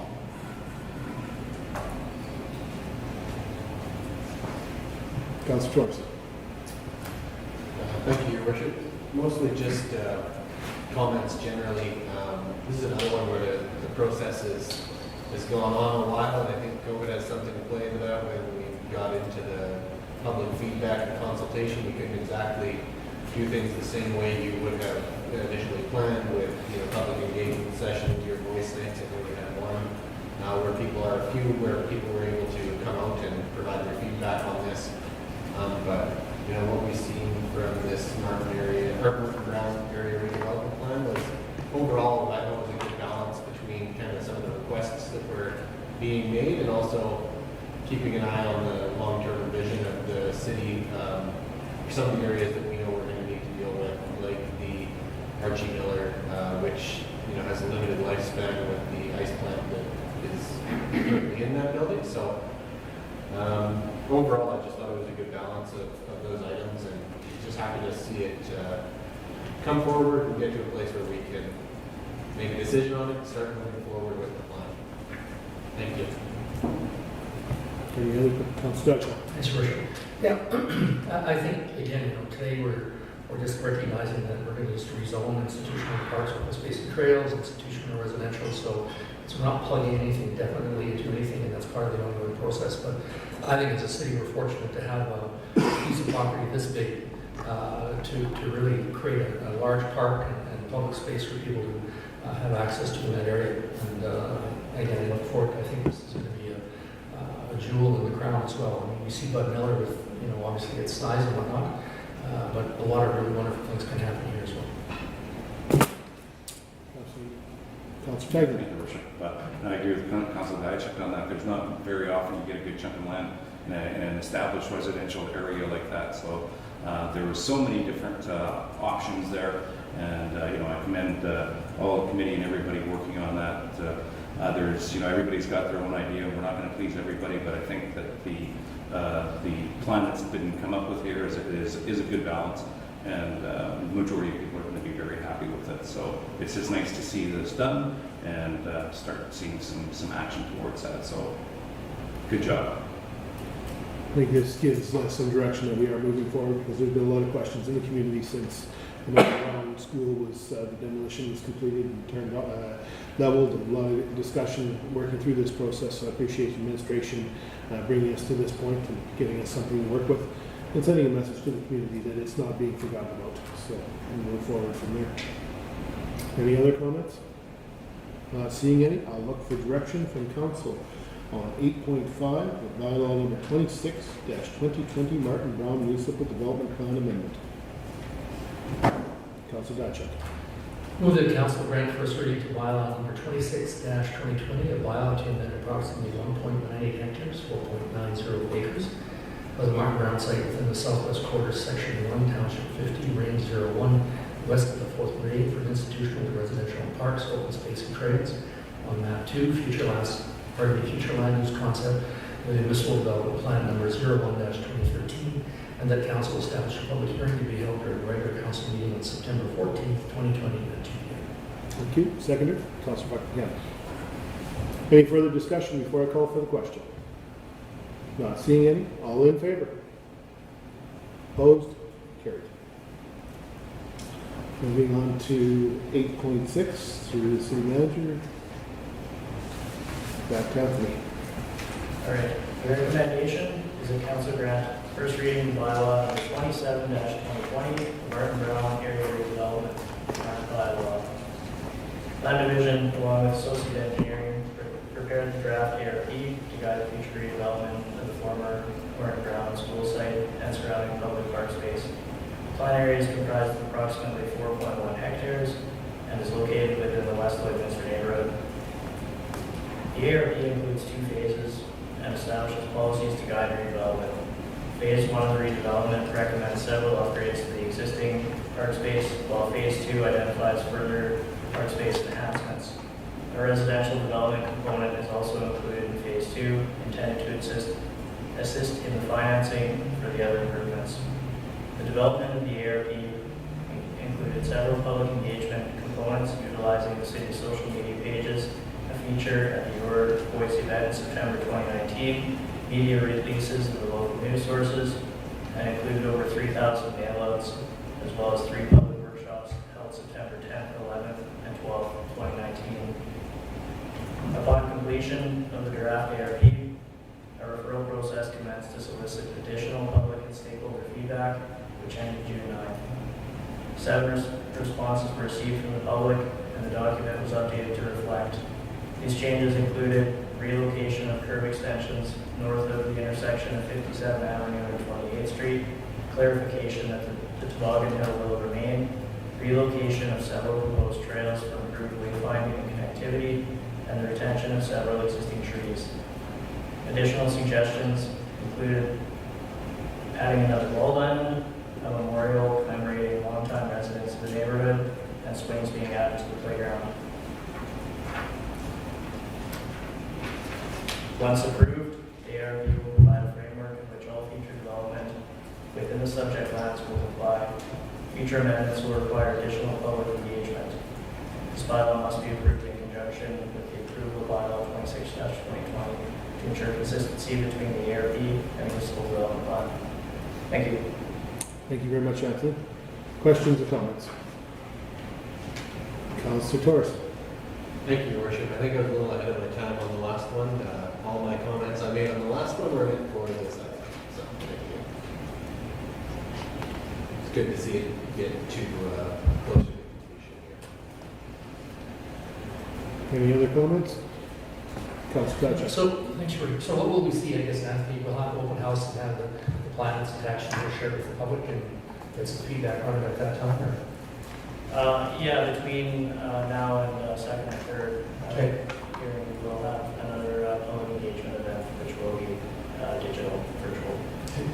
Yeah, because I'm just looking at all the different groups and proposals and ideas they had, and I mean, the people were pretty passionate about that Saturday on I think we're in Thursday night, whatever it is, and there was a lot of energy in the room, and people had ideas, and I think people who live in that community are proud of that community, and I know that there's one individual I run into every time I go to do my banking, and I hear about how wonderful this neighborhood is, and so again, I think the product will come and the input, and I know, as I said, that a lot of people are proud of that community and have high expectations as well, as they should. So I look forward to that consultation process. Any other questions or comments? With that, I'll look for direction from council on 8.6, the bylaw number 27-2020, Martin Browne Area Redevelopment Plan bylaw. Councillor Fagin. I move that council grant first reading to bylaw number 27-2020, the Martin Browne Area Redevelopment Plan bylaw, and that council establish a public hearing to be held during a regular council meeting on September 14th, 2020. Thank you. Seconder. Councillor Bradshaw. Thank you. Any further discussion?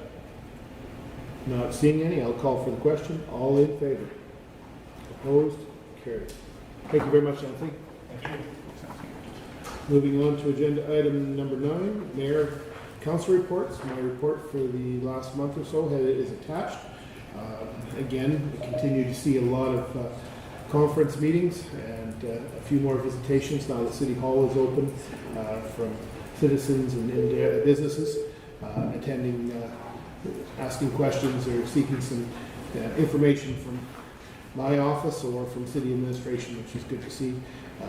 Again, we continue to meet with the government of Saskatchewan on an irregular basis when the minister is available to discuss things from government relations, and that covers everything from health to culture and sport. I did have a chance to speak with Mr. Gene Mikowski about sports because that plays a part in our city as we move forward in the COVID-19 pandemic, how we're going to address that and how the government's addressing it. And there again, it was an issue that was well raised because of our bi-provincial nature with our sports teams located here in the city following the Saskatchewan Public Health Act and Directive, while participating in Alberta athletics, high school athletics as an example.